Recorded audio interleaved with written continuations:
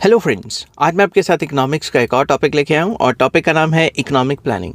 इस वीडियो में मैं आपके साथ डिस्कस करूँगा कि इकोनॉमिक प्लानिंग होती क्या है और इकोनॉमिक प्लानिंग के फीचर्स या करैक्टरिस्टिक्स क्या हैं। शुरू करने से पहले बता दूं कि चैप्टर का नाम है इकोनॉमिक प्लानिंग और इस चैप्टर के सारे लिंक्स आपको इस वीडियो के डिस्क्रिप्शन में मिल जाएंगे। तो चलिए शुरू करते हैं। जिस हिसाब से पेपर में लिखना मैंने उसी हिसाब से लिखा हुआ है। Economic planning refers to that process wherein a central planning authority keeping in view the resources of the country makes an attempt to regulate economic factors with a view to achieve predetermined objectives within a specified period of time। तो economic planning एक ऐसा process है जिसमें central authority होती है, central planning authority. जैसे 2014 से पहले सेंट्रल प्लानिंग अथॉरिटी को प्लानिंग कमीशन कहा जाता था। 2014 के बाद जब बीजेपी गवर्नमेंट आई तो उसने इसका नाम चेंज करके नीति आयोग कर दिया। ठीक है, तो वो सेंट्रल प्लानिंग अथॉरिटी करती क्या है? Keeping in view the resources of the country, कि कंट्री के रिसोर्सेज कितने हैं वो ये देखती है। फिर अटेम्प्ट करती है कि इकोनॉमिक फैक्टर्स को कंट्रोल या रेगुलेट करके जो प्री डिटर्मिन्ड ऑब्जेक्टिव्स हैं उनको हासिल किया जा सके एक गिवन टाइम पीरियड में। जैसे 5 ईयर प्लान्स बनते थे तो 5-5 सालों के बीच में क्या करना चाहिए हमारे कंट्री में और क्या सरकार प्लान करके बनाती है, that process was called economic planning. ठीक है, उस टाइम पे। After independence, India has launched 5-year plans to make the optimum use of country's available resources and to achieve rapid economic development। जब हमारा देश आज़ाद हुआ उसके बाद सरकार ने 5-5 साल के जो है प्लान्स बनाने शुरू कर दिए। पहला प्लान 1951 में लॉन्च हुआ था, ये देखते हुए कि हमारे कंट्री के पास इतने रिसोर्सेज हैं तो आगे आने वाले 5 सालों में हमने ये चीज़ें अचीव करनी है। Since the year 1951, a continuous process of economic planning has been going on। 1951 से लेकर लगातार 2014 तक एक इकोनॉमिक प्लानिंग का प्रोसेस लगातार चल रहा था। ठीक है, so far we have completed 12 5-year plans। तो अब तक हमने 12 5-year plans जो हैं कंप्लीट कर लिए हैं।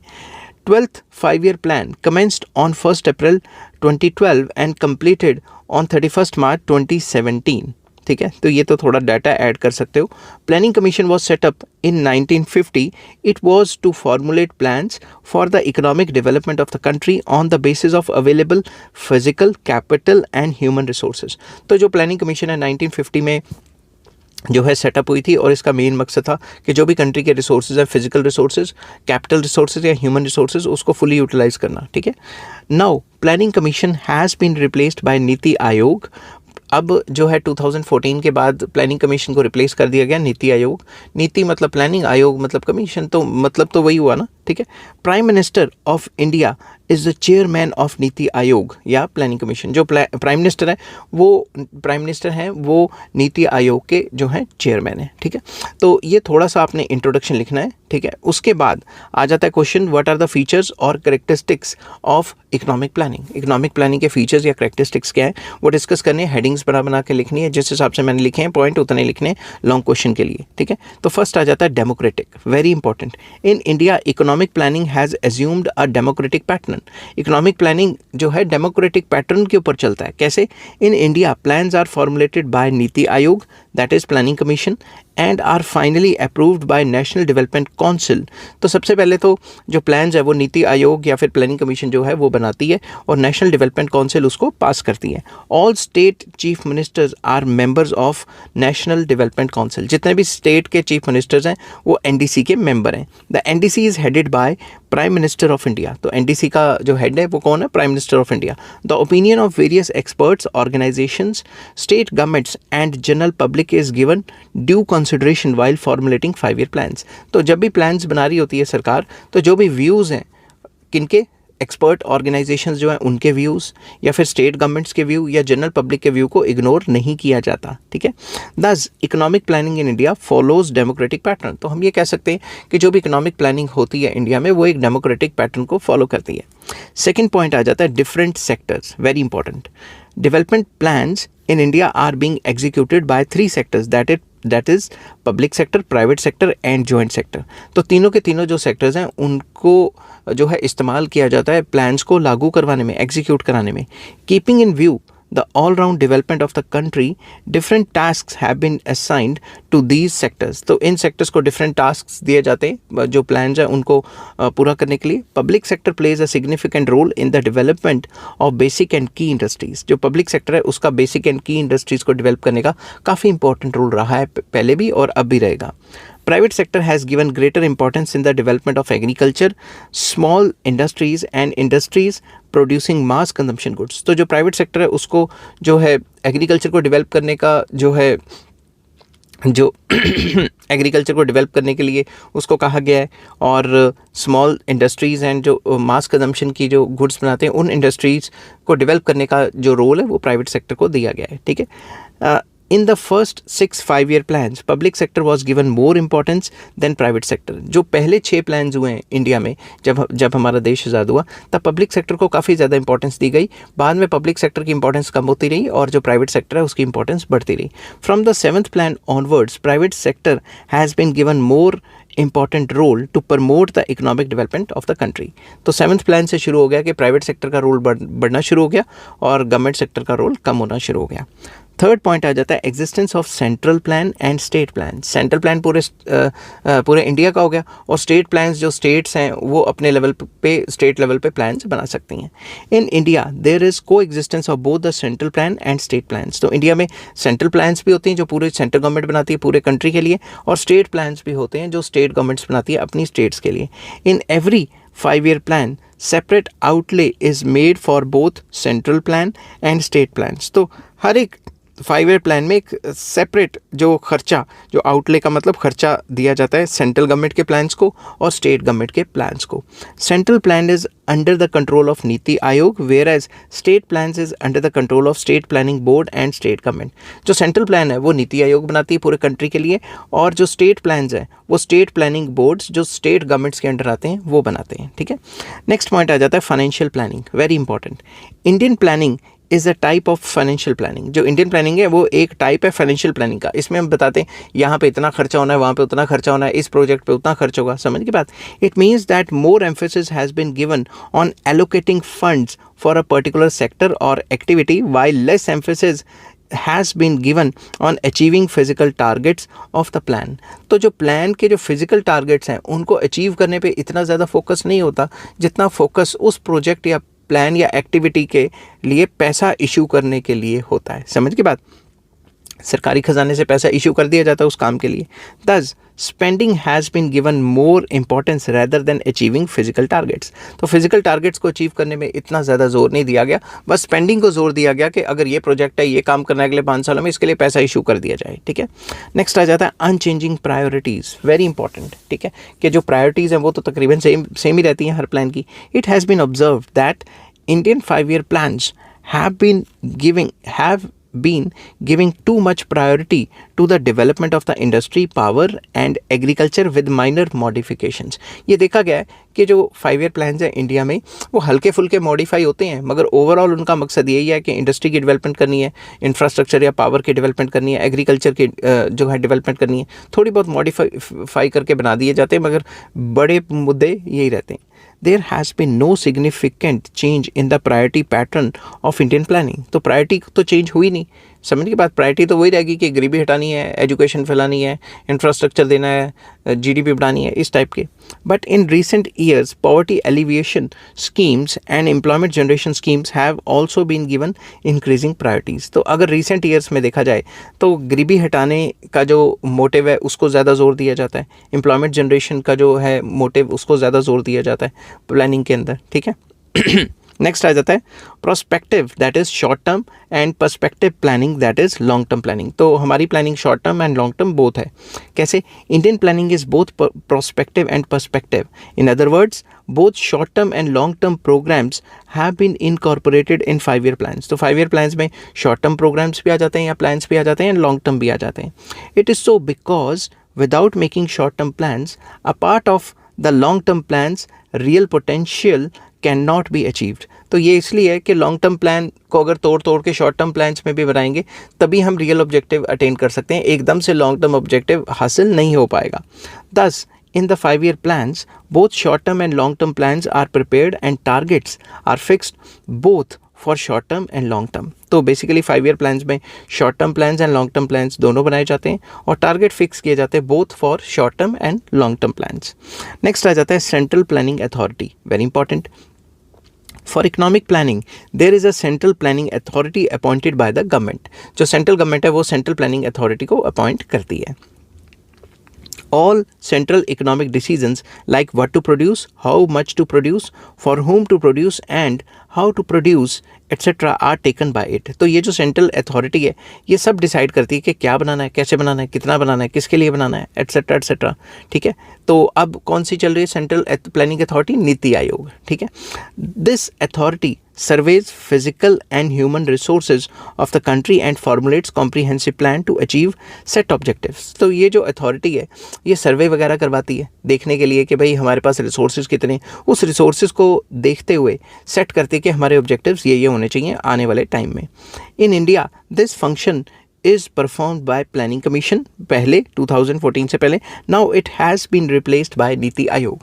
तो नीति आयोग के ऊपर ऑलरेडी मैंने फुल वीडियो अपलोड की हुई है कि नीति आयोग क्या होती है, उसका कंपोजिशन क्या है वगैरह वगैरह, वो सारी मैंने अपलोड की हुई है.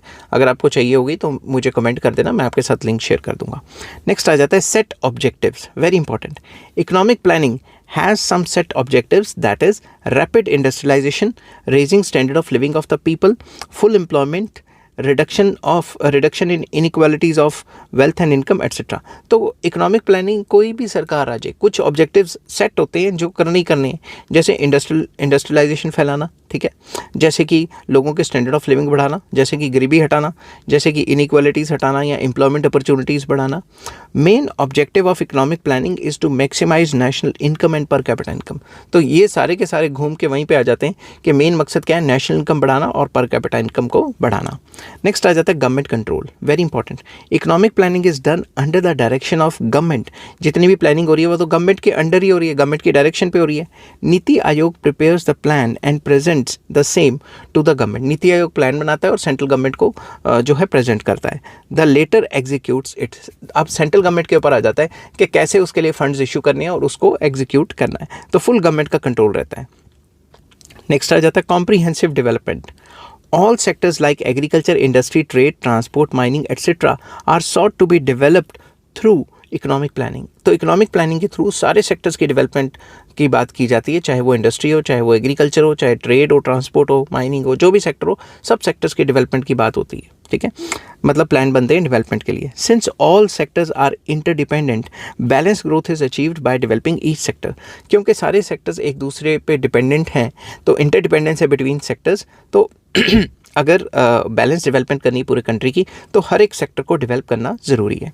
नेक्स्ट आ जाता है definite time period. Very important.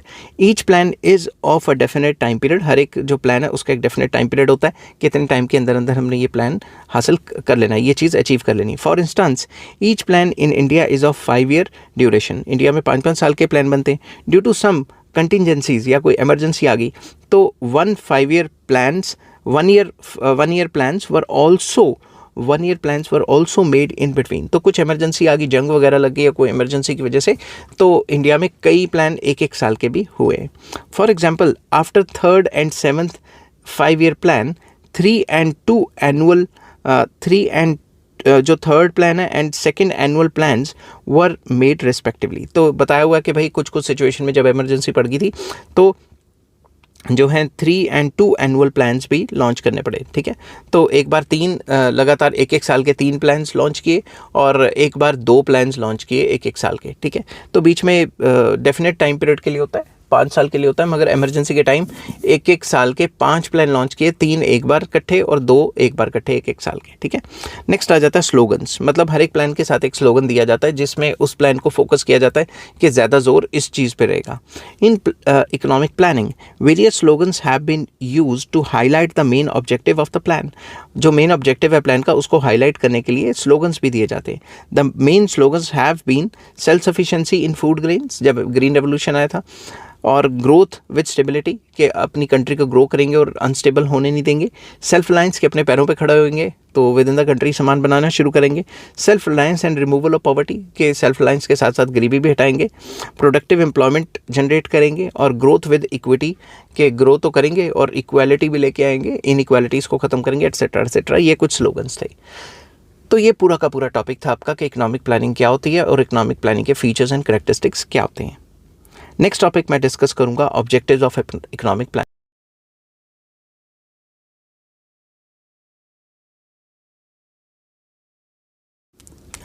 Hello friends, आज मैं आपके साथ इकोनॉमिक्स का एक और टॉपिक लेके आया हूँ और टॉपिक का नाम है ऑब्जेक्टिव्स ऑफ इकोनॉमिक प्लानिंग। इससे पिछली वीडियो में मैंने डिस्कस किया था इकोनॉमिक प्लानिंग क्या होती है और इकोनॉमिक प्लानिंग का मीनिंग एंड इकोनॉमिक प्लानिंग के फीचर्स और करैक्टरिस्टिक्स। इस वीडियो में मैं डिस्कस करूँगा कि ऑब्जेक्टिव्स या गोल्स क्या होते हैं इकोनॉमिक प्लानिंग के, और लॉन्ग क्वेश्चन के हिसाब से मैंने ये अटैम्प्ट किया हुआ है और अगर आपको पेपर में आता है तो आपने इसी तरीके से अटैम्प्ट करना है। तो चलिए शुरू करते हैं। फर्स्ट पॉइंट आ जाता है increase in national income and per capita income. तो इकोनॉमिक प्लानिंग का मेन मकसद क्या है? National income, per capita income बढ़ाना। ठीक है, तो पेपर में कैसे लिखना है? In order to increase output and national income, economic planning aims at developing different sectors of the economy like agriculture, industry, service sector etcetera. तो मेन मकसद है कि नेशनल इनकम और पर कैपिटा इनकम को बढ़ाना। तो ये कब होगा? ये तब होगा जब एग्रीकल्चर, इंडस्ट्री या सर्विस सेक्टर, तीनों सेक्टर्स को या डिफरेंट सेक्टर्स को साइमल्टेनियसली डेवलप किया जाएगा। अब ये सारे सेक्टर्स ज़्यादा आउटपुट बनाएंगे तो जीडीपी बढ़ेगी, नेशनल इनकम बढ़ेगी। ठीक है, simultaneously it seeks to reduce the growth rate of population so that per capita income is increase. तो साइमल्टेनियसली मेन मुद्दा ये भी रहेगा कि हम जो पॉपुलेशन ग्रोथ रेट है उसको कंट्रोल करें ताकि जो भी हमने आउटपुट में इंक्रीज लाया है वो पर कैपिटा इनकम में इंक्रीज दर्शा सके। अगर आउटपुट बढ़ी 10% और अगर पॉपुलेशन भी 10% बढ़ी तो पर कैपिटा इनकम कैसे बढ़ेगी? नहीं बढ़ पाएगी। Increase in income leads to increase in investment which will further help the production and income to increase. तो सिंपल वर्ड्स में जब भी इनकम बढ़ती है तो इन्वेस्टमेंट भी बढ़ती है, इन्वेस्टमेंट बढ़ती है तो प्रोडक्शन बढ़ती है, प्रोडक्शन बढ़ती है तो फर्दर इनकम बढ़ जाती है। तो मेन मुद्दा ये रहेगा कि इनकम बढ़े, नेशनल इनकम बढ़े। पर कैपिटा इनकम तब बढ़ सकती है जब नेशनल इनकम काफ़ी तेज़ी से बढ़ेगी और पॉपुलेशन ग्रोथ रेट से भी तेज़ी से बढ़ेगी। तो हमें पॉपुलेशन ग्रोथ रेट को भी कंट्रोल करने की ज़रूरत है। सेकेंड ऑब्जेक्टिव आ जाता है reduction in inequalities of income and wealth. ठीक है, each welfare economy aims at reducing economic disparities. हर एक वेलफेयर स्टेट या वेलफेयर इकोनॉमी ये मानती है कि हमें इनइक्वालिटीज़ को रिड्यूस करना है। Economic inequalities give rise to class struggle. Economic inequalities की वजह से क्लास स्ट्रगल शुरू होता है, अमीर गरीब के बीच में लड़ाइयाँ शुरू हो जाती हैं। Economic growth with reduction in economic inequalities therefore an important objective of economic planning. इस वजह से इकोनॉमिक ग्रोथ तभी मानी जाएगी जब इनइक्वालिटीज़ कम होंगी। ठीक है, इनइक्वालिटीज़ कम होंगी तभी economic growth and economic development को जो है काफ़ी ज़्यादा माना जाएगा। उन कंट्रीज़ में जिसमें इनइक्वालिटीज़ बहुत ज़्यादा हैं उसको हम ये नहीं कह सकते कि वो कोई वेलफेयर कंट्री है। समझ गए बात? तो इकोनॉमिक प्लानिंग का ये मेन मकसद भी रहता है कि जो इनइक्वालिटीज़ हैं उसको ख़त्म किया जाए और इगैलिटेरियन सोसाइटी को बढ़ावा दिया जाए। नेक्स्ट आ जाता है reduction in regional inequalities. Regional imbalance are sought to be reduced through economic planning. कुछ रीजन्स बहुत ज़्यादा डेवलप्ड हैं, कुछ रीजन्स बहुत पिछड़े हुए हैं। इनकी जो बराबरी करनी, इनमें जो इनइक्वालिटीज़ हैं उसको रिड्यूस करना, ये भी इकोनॉमिक प्लानिंग का मकसद या ऑब्जेक्टिव है। Special attention is paid to the development of backward and under developed regions of the country. जो कंट्री के बैकवर्ड या अंडर डेवलप्ड रीजन्स हैं उनको भी स्पेशल इंपॉर्टेंस देने की ज़रूरत है, उनको भी स्पेशल प्रोजेक्ट्स लाने की, उनको पैसा इशू करने की ज़रूरत है। Specific facilities are provided for the development of industry and agriculture in these regions. उन रीजन्स में इंडस्ट्री को बढ़ावा देने के लिए और एग्रीकल्चर को बढ़ावा देने के लिए स्पेशल फैसिलिटीज़ देने की ज़रूरत है। नेक्स्ट आ जाता है price stability. Planning aims to bring about price stability. Planning का मेन मकसद क्या है? प्लानिंग इसलिए भी की जाती है कि प्राइस स्टेबल रहे, इन्फ्लेशन ही ना होती रहे हमेशा। Attempts are made to prevent violent changes in prices and protect the economy from inflation and deflation. तो इकॉनमी को बहुत ज़्यादा प्राइस राइज या बहुत ज़्यादा प्राइस फॉल से प्रोटेक्ट किया जाए, प्राइस को स्टेबल रखा जाए, ये भी एक मेन मकसद है इकोनॉमिक प्लानिंग का। नेक्स्ट आ जाता है economic development, very important. Main objective of economic planning is in underdeveloped economies is to achieve all-round development of the economy by removing obstacles in the way of economic development. जो भी underdeveloped countries हैं या developing countries हैं उनका main मकसद क्या है economic planning का? कि उनका जो country है वो तरक्की करे। तो economic development उनका one of the main objective है और जो भी economic development के रास्ते में hurdles या obstacles create होती हैं उनको हटाना main मकसद है इन economies का। Economic development can be promoted by making balanced growth in all the sectors of the economy। और economic development वो हासिल कर सकते हैं अगर सारे के सारे sectors को balancedly develop करें।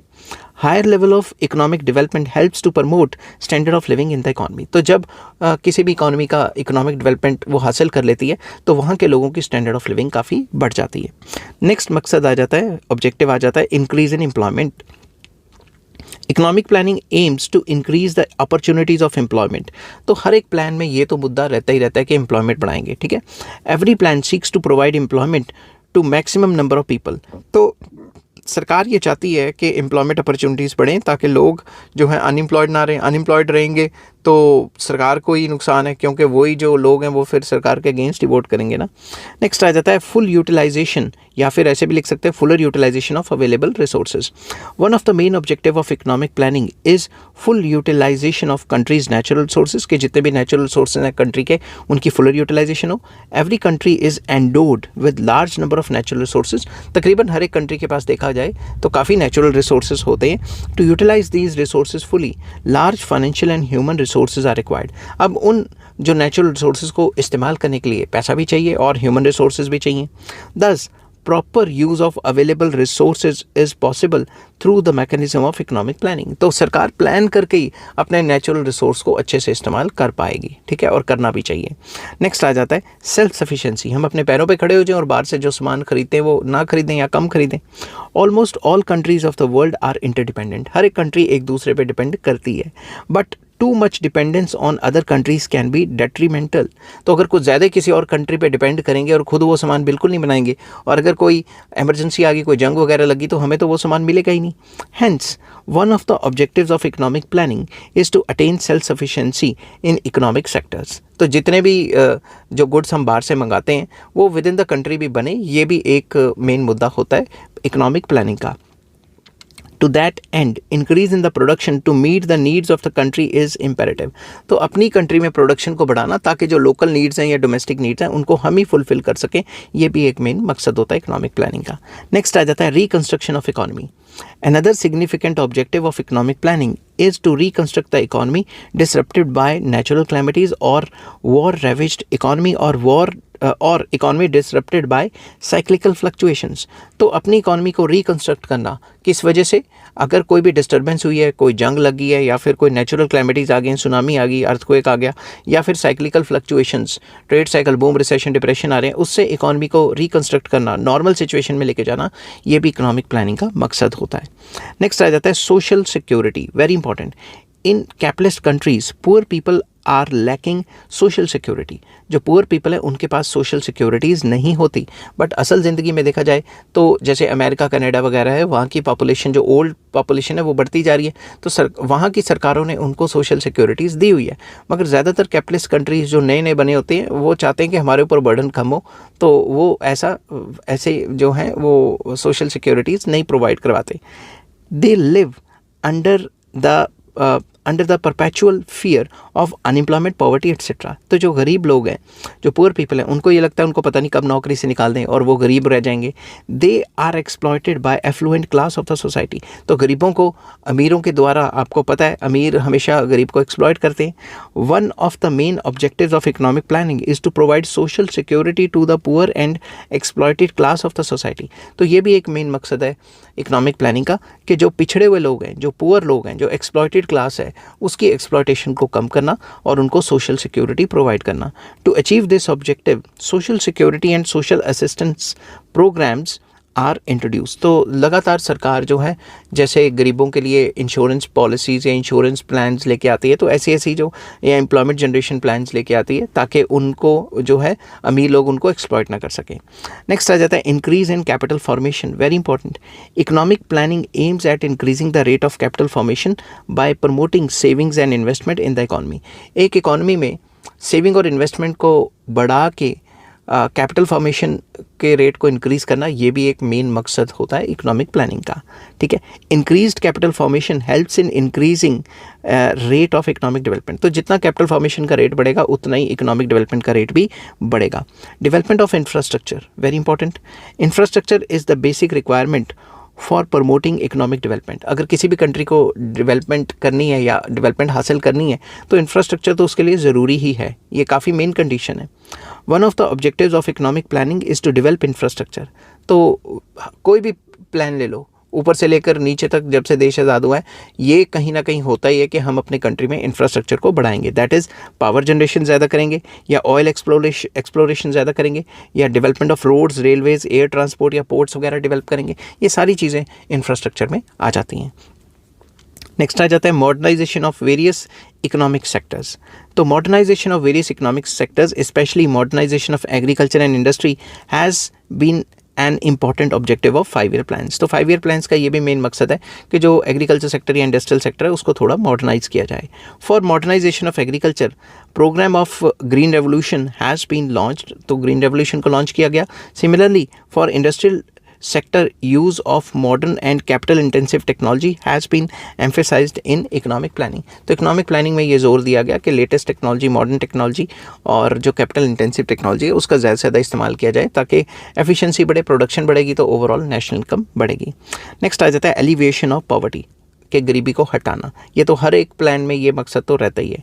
इन India a large section of population is living below poverty line. India में पॉवर्टी लाइन के नीचे बहुत ज़्यादा लोग रह रहे हैं। One of the objectives of economic planning is to remove the poverty. और पॉवर्टी को रिमूव करने के लिए गवर्नमेंट ने कई प्लान्स लाए हैं, वो पॉवर्टी के चैप्टर में मैंने ऑलरेडी अपलोड किए हुए हैं। ठीक है, आई होप ये वीडियो आपको पसंद आई होगी। अगर पसंद आती है तो please like, share and subscribe. Next topic मैं आपको कराऊंगा अचीवमेंट्स अंडर इकोनॉमिक प्लानिंग या फिर प्रोग्रेस अंडर प्लान्स।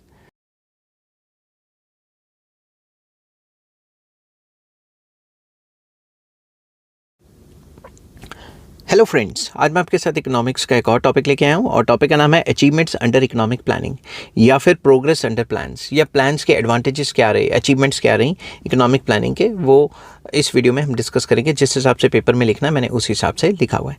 तो चलिए शुरू करते हैं। Progress made by the Indian economy during the period of planning is discussed as under. तो सबसे पहला पॉइंट आ जाता है increase in national income. Very important, national income लगातार बढ़ी है। ठीक है, increase in national income is an index of economic development. जब भी नेशनल इनकम बढ़ेगी ये एक मेन इंडेक्स होता है कि इकॉनमी ने डेवलप किया है कि नहीं किया। During the period prior to economic planning, national income in India was growing at the rate of just 0.5% per annum. तो अगर प्लानिंग से पहले वाली पीरियड की बात करें तो जो नेशनल इनकम है इंडिया की वो 0.5% से बढ़ रही थी। Indian economy was therefore a stagnant economy. तो उस टाइम पे इंडियन इकॉनमी को एक स्टेगनेंट इकॉनमी कहा जाता था जिसकी growth rate of national income ना के बराबर है। During the period of 5 year plans, national income has increased at an average of 5.1% per annum at constant prices from the period of 1950-51 to 2019-2020। तो अगर हम 1951 से लेकर 2019-2020 की बात करें तो एक एवरेज जो निकल के आती है वो 5.1% की है। In 2018-2019 the growth rate of national income was 5.9%। तो थोड़ा डाटा लिखने की ज़रूरत है। In 2019-2020 the growth rate of national income was 3.6%। In 2020-2021 due to कोविड-19 expected growth rate in national income was -7.4%। तो ये एक्सपेक्टेड था मगर ग्रोथ रेट पूरे वर्ल्ड में हर एक कंट्री का नेगेटिव में गया था उस टाइम। ठीक है, नेक्स्ट आ जाता है पॉइंट इंक्रीज इन पर capita income. Very important. Before independence, increase in per capita income was almost negligible, but during the period of planning, it increased at the rate of around 3% per annum at constant prices। तो अगर हम आज़ादी से पहले की बात करें तो जो पर कैपिटा इनकम की जो ग्रोथ रेट थी वो ना के बराबर थी। ठीक है, मगर जब से प्लानिंग शुरू हुई है जो ग्रोथ रेट की परसेंटेज है वो तकरीबन 3% पर एनम के हिसाब से चल रही है। In the 11th plan growth rate of पर capita income was 6.5%। 11th plan में तो 6.5% पर एनम के हिसाब से बढ़ रही थी। इन 12th plan growth rate of पर capita income was 5.7% per annum. In year 2018-2019 growth rate of per capita income was 4.8%, but in 2019-2020 it was 2.5%। तो ये थोड़ा डाटा देना है। तो सेकंड पॉइंट में आप ये लिख सकते हो कि पर कैपिटा इनकम भी बढ़ी है। नेक्स्ट आ जाता है increase in the rate of capital formation. Capital formation का रेट बढ़ गया है। Capital formation refers to investment of savings in productive channels. जो भी लोगों ने या बैंकों में पैसे सेव करके रखे हुए हैं उन सेविंग्स का, नेशनल सेविंग्स का अगर प्रोडक्टिव चैनल्स में अगर पैसा लगाया जाए और उससे और ज़्यादा जीडीपी को बढ़ाया जाए तो वो कैपिटल फॉर्मेशन कहलाती है। Capital formation plays a significant role in the economic development of a country. किसी भी कंट्री की डेवलपमेंट के लिए कैपिटल फॉर्मेशन काफ़ी इंपॉर्टेंट रहती है। During the period of 5 year plans rate of capital formation has increased appreciably. बहुत ज़्यादा मतलब एप्रिशिएबल रेट मतलब एक अच्छे रेट से जो है कैपिटल फॉर्मेशन बढ़ी। In year 1950-51 the rate of capital formation was 8.7% of GDP. तो जीडीपी का, ग्रॉस डोमेस्टिक प्रोडक्ट का 8.7% जो कैपिटल फॉर्मेशन होता था। In year 2019-2020 this rate increase to 32.2% of GDP. तो जितना जीडीपी का परसेंटेज कैपिटल फॉर्मेशन का बढ़ता रहता है, उतना कंट्री जो है डेवलपमेंट को हासिल करने के रास्ते पे चलती रहती है। तो जितना ज़्यादा ये परसेंटेज रहेगा, उतनी ज़्यादा डेवलपमेंट का रेट रहता है, ग्रोथ एंड डेवलपमेंट उतनी ज़्यादा होती है। नेक्स्ट आ जाता है institutional reforms in agriculture and green revolution. Very important. Contribution of plans in the development of agriculture has been of two kinds। कैसे? Land reforms and technological development. तो agriculture के डेवलपमेंट के अंदर जो प्लान्स हैं, उसके दो काइंड्स हैं। एक तो लैंड रिफॉर्म्स लेके आए प्लानिंग के अकॉर्डिंगली, और टेक्निकल जो है डेवलपमेंट हुई। Although land reforms could not be implemented full तरीके से लैंड रिफॉर्म को इम्प्लीमेंट नहीं किया जा सका, बट फिर भी ज़मींदारी सिस्टम तो तकरीबन ख़त्म ही है ना। It must be acknowledged that even limited land reforms have created a congenial atmosphere for the scientific cultivation. तो लिमिटेड जितने भी लैंड रिफॉर्म्स लागू हुए, उनके हिसाब से काफ़ी ज़्यादा एक कंड्यूसिव या सूटेबल एनवायरनमेंट हो गया एग्रीकल्चर के अंदर, कि जिससे हम साइंटिफिक तरीके से कल्टीवेशन कर सकें। ठीक है, अब सारे लैंड रिफॉर्म्स 100% इंप्लीमेंट हुए ऐसा नहीं है। तो लैंड रिफॉर्म्स का मैंने ऑलरेडी चैप्टर अपलोड किया हुआ है, अगर आपको चाहिए होगा तो मुझे कमेंट कर देना। इन 1966 great stress was laid on technological development of agriculture. तो 1966 में काफ़ी ज़्यादा जोर लगाया गया कि भाई एग्रीकल्चर को टेक्निकली डेवलप करना है। ठीक है, it culminated in green revolution. तो इससे क्या हुआ? ग्रीन रेवोल्यूशन पैदा हुआ। और during the period of plans production of food grains has increase 4-fold का मतलब 4 गुना 5 गुना, कईयों में तो कई गुना हो गई। In 1951-52 production of food grains was 550 lakh tonnes. In 2019-2020 it increased 2975 lakh tonnes. तो आपको थोड़ा डाटा देना है अपनी बात को सपोर्ट करने के लिए। In 1950-51 the area under cultivation was 17%। It increase to 49% in March 2016। तो एरिया अंडर कल्टीवेशन भी बढ़ गया। During the period of planning growth rate of agricultural production was 2.7% per annum on an average। तो on an average 2.7% से जो है per annum से जो है एग्रीकल्चर ने ग्रो किया, एग्रीकल्चर प्रोडक्शन ने ग्रो किया। Per hectare production has increased on account of application of scientific methods of cultivation, improved seeds and chemical fertilisers. तो मॉडर्न टेक्नोलॉजी को इस्तेमाल करने से जो पर हेक्टेयर प्रोडक्शन है, दैट इज़ एग्रीकल्चर की जो प्रोडक्टिविटी है, कि पर एकड़ या पर हेक्टेयर जितना भी माल बनता है उससे कई गुना ज़्यादा बनने लग गया। नेक्स्ट अचीवमेंट आ जाती है development of industries. Very important. Plans have succeeded a lot in industrial sector. Plans ने इंडस्ट्रियल सेक्टर में भी काफ़ी ज़्यादा सक्सेस हासिल की है, और इंडस्ट्रियल सेक्टर में भी काफ़ी ज़्यादा मदद हुई है प्लान्स की। ठीक है, basic and capital goods industries like iron and steel, machinery, chemical fertilisers etcetera have been develop considerably in the country. अब कंट्री में जो है हैवी मशीनरी भी डेवलप होनी शुरू हो गई है, आयरन एंड स्टील भी डेवलप होता है आज़ादी के बाद, और केमिकल फर्टिलाइजर्स भी मतलब डेवलप होना ऑलमोस्ट शुरू हुआ है। ठीक है, हालांकि अभी भी हम केमिकल फर्टिलाइजर्स बाहर से काफ़ी मंगवाते हैं, मगर विद इन द कंट्री भी काफ़ी बनता है। Country has become almost self sufficient in the matter of consumer goods industry. Consumer goods industry के तकरीबन सारे जो गुड्स हैं यहाँ पे अवेलेबल रहते हैं, और हम तकरीबन सेल्फ सफिशिएंट हैं। फिर भी बाहर से सामान आता है कंज्यूमर गुड्स का, मगर हम तकरीबन ऑलमोस्ट सेल्फ सफिशिएंट है। There has been diversification and modernisation of industries. Industry diversify हो गई हैं, कई टाइप की इंडस्ट्री खुल गई हैं, मॉडर्नाइज हो गई हैं। Industrial production capacity has increase tremendously. तो जो इंडस्ट्रियल प्रोडक्शन कैपेसिटी है, अब माल कई गुना ज़्यादा बन सकता है। As a result of planning substantial development has taken place in industrial field. Industrial field में काफ़ी ज़्यादा तरक्की हुई है। There has been tremendous increase in the production of industrial products in country. अब हमारे कंट्री में काफ़ी टाइप के इंडस्ट्रियल प्रोडक्ट्स भी बन जाते हैं। In short, industrial production has witnessed considerable rise during the period of planning. तो प्लानिंग के टाइम पे इंडस्ट्रियल प्रोडक्शन ने काफ़ी ज़्यादा राइज किया है। अब इस चीज़ को डाटा के हिसाब से लिख के सपोर्ट करने की ज़रूरत है।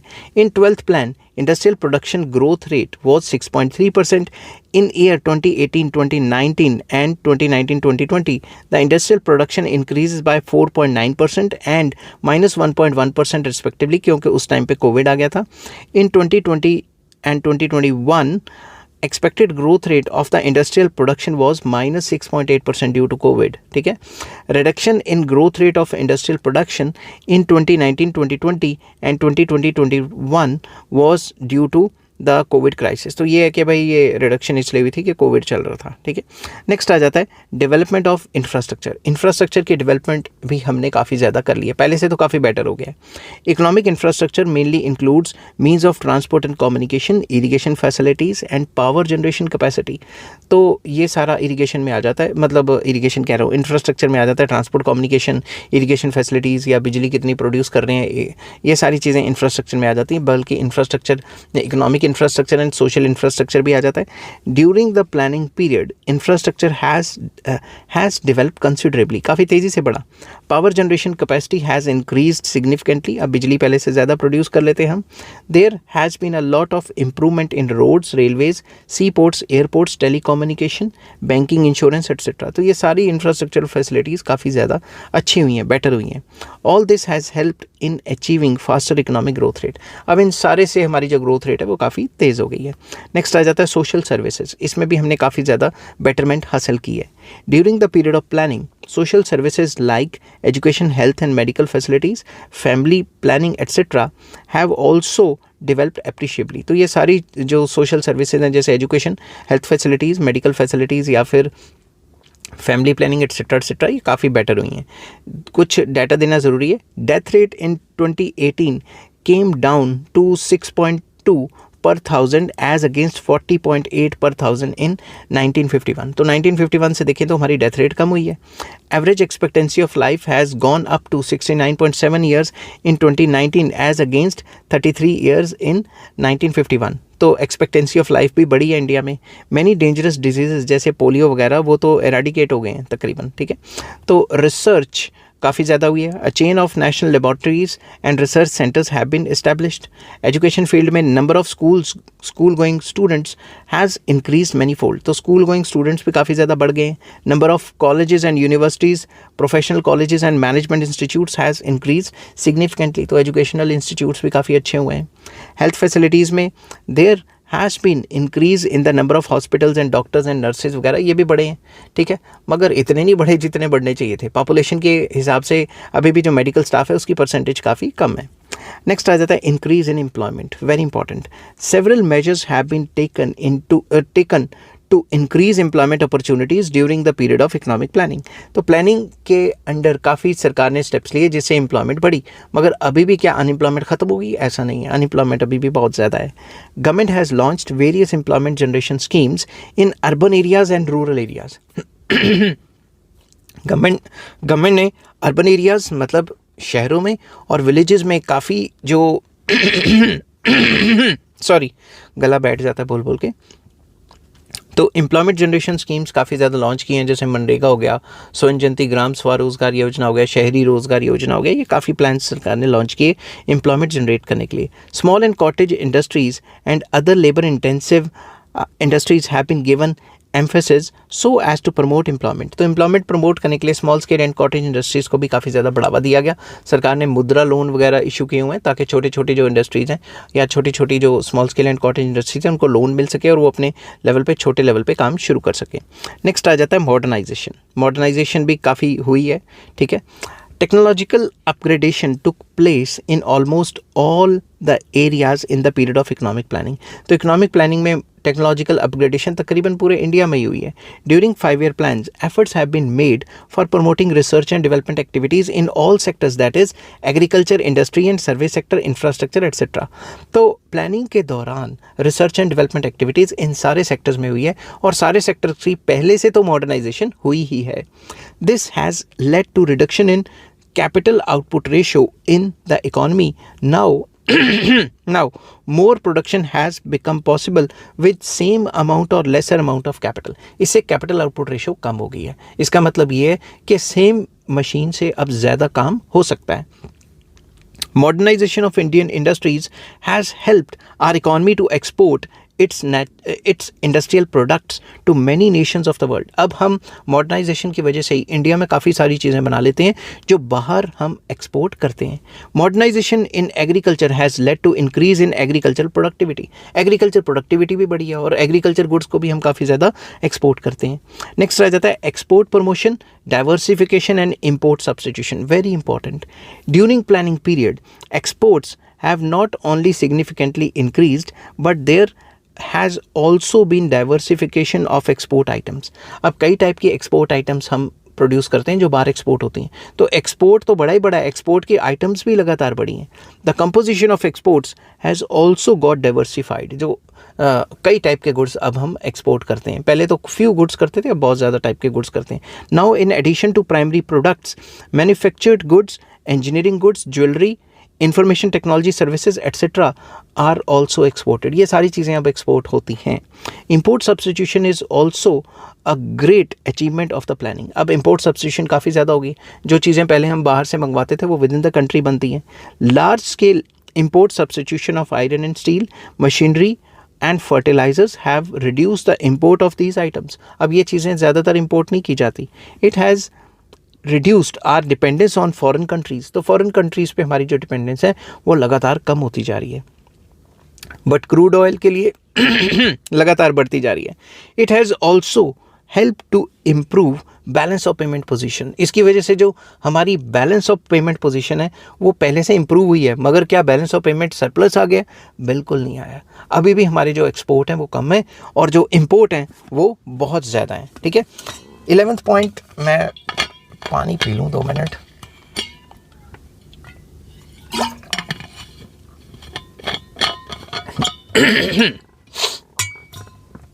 नेक्स्ट 11th पॉइंट आ जाता है हमारा development of science and technology. Science and technology को डेवलप करना भी एक मेन जो है ऑब्जेक्टिव था और इसको हम काफ़ी हद तक जो है अचीव कर चुके हैं. और अभी भी क्या science and technology fully develop हो गई? नहीं, अभी भी इस रास्ते पे चले हुए हैं ताकि पहले से और बेटर हो जाए. During planning period significant growth of science and technology has been achieved. तो साइंस एंड टेक्नोलॉजी में काफ़ी ज़्यादा अचीवमेंट्स हमने हासिल किए हैं. In the field of information technology significant progress has been made. IT sector में भी काफ़ी इंप्रूवमेंट हुई है.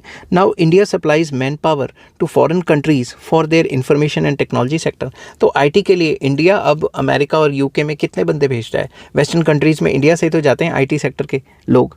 Today India controls more than half of the global market in IT sector. तो IT सेक्टर ने काफ़ी ज़्यादा डेवलपमेंट की है. क्यों? क्योंकि साइंस एंड टेक्नोलॉजी की डेवलपमेंट हो पाई है. नेक्स्ट आ जाता है structural and institutional changes. Very important. Many positive structural and institutional changes have been introduced during planning period. तो planning period में structural changes लाए और institutional changes लाए ताकि काम करने की speed बढ़ जाए. ठीक है, efficiency बढ़ जाए. It includes expansion of public sector. Public sector को expand किया गया. Introduction of price support system. Public distribution system, development of financial institutions etcetera. ये सारी चीज़ें आ जाती हैं इसके अंदर, जिसकी वजह से इंस्टीट्यूशन एंड स्ट्रक्चरल चेंजेस आए. Adoption of liberalisation, globalisation and privatisation, जिसको LPG भी कहा जाता है, is also a positive institution and structural change, जिसकी वजह से बाहर से काफ़ी FDI आई और यहाँ कॉम्पिटिशन बढ़ा और काफ़ी ज़्यादा डेवलपमेंट हुई. नेक्स्ट आ जाता है less cyclical fluctuations. There are less economic fluctuations in the economy as a result of economic planning. कई लोगों का या कई इकोनॉमिस्ट स्कॉलर्स का ये मानना है कि इकोनॉमिक प्लानिंग के आने की वजह से जो फ्लक्चुएशंस है इकोनॉमी में वो काफ़ी कम हुई हैं. Economy is less confronted with a situation like boom, recession, depression and recovery. तो इकोनॉमी में जो अप्स एंड डाउन्स आते हैं ट्रेड साइकिल्स के, वो काफ़ी कम हुए हैं. Economic planning is instrumental in bringing the economic stability as all economic activities are properly coordinated. तो सारी economic activities को properly coordinate किया जाता है. इसी वजह से जो stability है वो काफ़ी ज़्यादा आती है इकोनॉमी में. ऐसा जो है, जो पॉजिटिव थिंकिंग करते हैं उनका ये मानना है. मगर जो बुराई करते हैं प्लानिंग की, वो ये कहते हैं कि भाई कहाँ स्टेबल है, इकोनॉमी ऊपर नीचे होती रहती है, रिसेशन आता रहता है हर तीसरे दिन. नेक्स्ट आ जाता है production according to needs.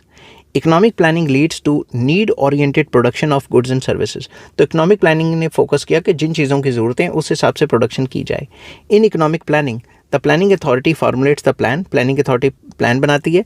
It coordinates the natural, human and physical resources in such a manner that resources are properly utilized and result in production according to requirements of the economy. तो basically इसमें ये कहा गया है कि coordination की जाती है natural resources, human resources and physical resources में, इस हिसाब से कि इन सब की फुलर यूटिलाइजेशन हो और जो प्रोडक्शन है वो हम अपनी रिक्वायरमेंट्स के हिसाब से हम प्रोडक्शन कर सकें इकोनॉमी में. नेक्स्ट आ जाता है balanced economic growth. Very important. Economic growth is sought to be achieved in a balance manner by planning authority. तो प्लानिंग कमीशन या नीति आयोग ने प्लान्स के हिसाब से जो इकॉनमी है, जो डिफरेंट सेक्टर्स हैं इकॉनमी के, उनको बैलेंस तरीके से डेवलप किया है। It aims at securing balance regional development या balance regional and sectoral growth, के रीजनल डेवलपमेंट भी हो और सेक्टोरल डेवलपमेंट भी हो, जो पिछड़े हुए सेक्टर हैं वो भी डेवलप हो जाए। There are several advantages of balance growth such as agriculture development, proper industrialisation, reduction in poverty, increase in demand for goods and services of one sector by the persons of the other sector, etcetera etcetera. तो जब भी balance growth होगी तो एक sector develop करेगा तो दूसरा sector तो अल्टीमेटली डेवलप करेगा ही, क्योंकि एक सेक्टर दूसरे सेक्टर से कहीं ना कहीं डायरेक्टली इनडायरेक्टली रिलेटेड है और इंटरडिपेंडेंस है वेरियस सेक्टर्स में। नेक्स्ट आ जाता है right use and conservation of natural resources. Government ensures proper use and conservation of natural resources under economic planning, के प्लानिंग के अंडर सरकार प्लान बनाती है कि हम अपने नेचुरल रिसोर्स को प्रॉपरली कंजर्व करके रखेंगे। While making use of these scarce resources it is ascertained that there is least possible wastage. तो ये देखा जाता है कि नेचुरल रिसोर्स की वेस्टेज कम से कम हो। These are used for the benefits of the entire society and not a particular class. एक पर्टिकुलर क्लास के लिए इस्तेमाल नहीं किए जाते, पूरे सोसाइटी के बेनिफिट्स के लिए इस्तेमाल किए जाते हैं। ठीक है, असल में होते हैं नहीं होते वो आप खुद देख लेना। ठीक है, use of minerals such as coal, oil etcetera is made keeping in view not only the present but also the future generation. तो सरकार जो भी मिनरल्स वगैरह या कोल वगैरह कुछ भी निकालती है, मिनरल्स वगैरह, वो इस हिसाब से देखती है कि भाई आज की नीड्स तो पूरी हो ही रही हैं, मगर फ्यूचर जनरेशन्स की नीड को भी दिमाग में रख के इनको इस्तेमाल किया जाता है। आई होप ये वीडियो आपको पसंद आई होगी। अगर पसंद आती है तो please like, share and subscribe. Next video में मैं लेके आऊँगा फेलियर्स ऑफ इकोनॉमिक प्लानिंग क्या है।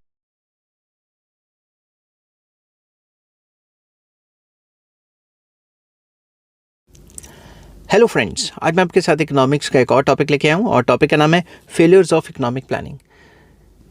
शुरू से बताऊं तो मैंने इकोनॉमिक प्लानिंग का मीनिंग क्या है, करैक्टरिस्टिक्स या फीचर्स क्या हैं, वो भी वीडियो अपलोड कर दी। फिर मैंने उसके बाद जो ऑब्जेक्टिव्स क्या हैं वो अपलोड की। उसके बाद मैंने अपलोड की कि भाई अचीवमेंट्स क्या हैं। अब मैं आपके साथ इस वीडियो में डिस्कस करूंगा फेलियर्स क्या हैं इकोनॉमिक प्लानिंग के। ऐसी कौन सी चीज़ें जिसमें इकोनॉमिक प्लानिंग का कोई फ़ायदा नहीं हुआ या कोई काम नहीं कर पाई। ठीक है, जिस हिसाब से पेपर में लिखना है मैंने उसी हिसाब से लिखा हुआ है। तो चलिए शुरू करते हैं। Economic planning has failed to achieve its certain objectives. कुछ ऑब्जेक्टिव्स को जो है वो अचीव नहीं कर पाई। Even after the completion of about 7 decades of economic planning, our country is facing some serious problems like poverty, unemployment, backward agriculture, inequality of income, concentration of economic power, inflation, etc. 70 साल से ज़्यादा हो चुके हैं, फिर भी ये economic जो प्लानिंग है वो ये प्रॉब्लम्स को सॉल्व नहीं कर पाई। जैसे गरीबी नहीं हटा पाई, अनएम्प्लॉयमेंट नहीं हटा पाई, एग्रीकल्चर की बैकवर्डनेस को ख़त्म नहीं कर पाई, इनइक्वालिटीज़ ऑफ इनकम को ख़त्म नहीं कर पा रही, और कॉन्सेंट्रेशन ऑफ इकोनॉमिक पावर, कुछ लोग अमीर हैं बाकी गरीब हैं, ज़्यादा पॉपुलेशन गरीब है, उसको भी सॉल्व नहीं कर पा रही। महंगाई इतनी होती जा रही है। Following are the main failures of economic planning in India.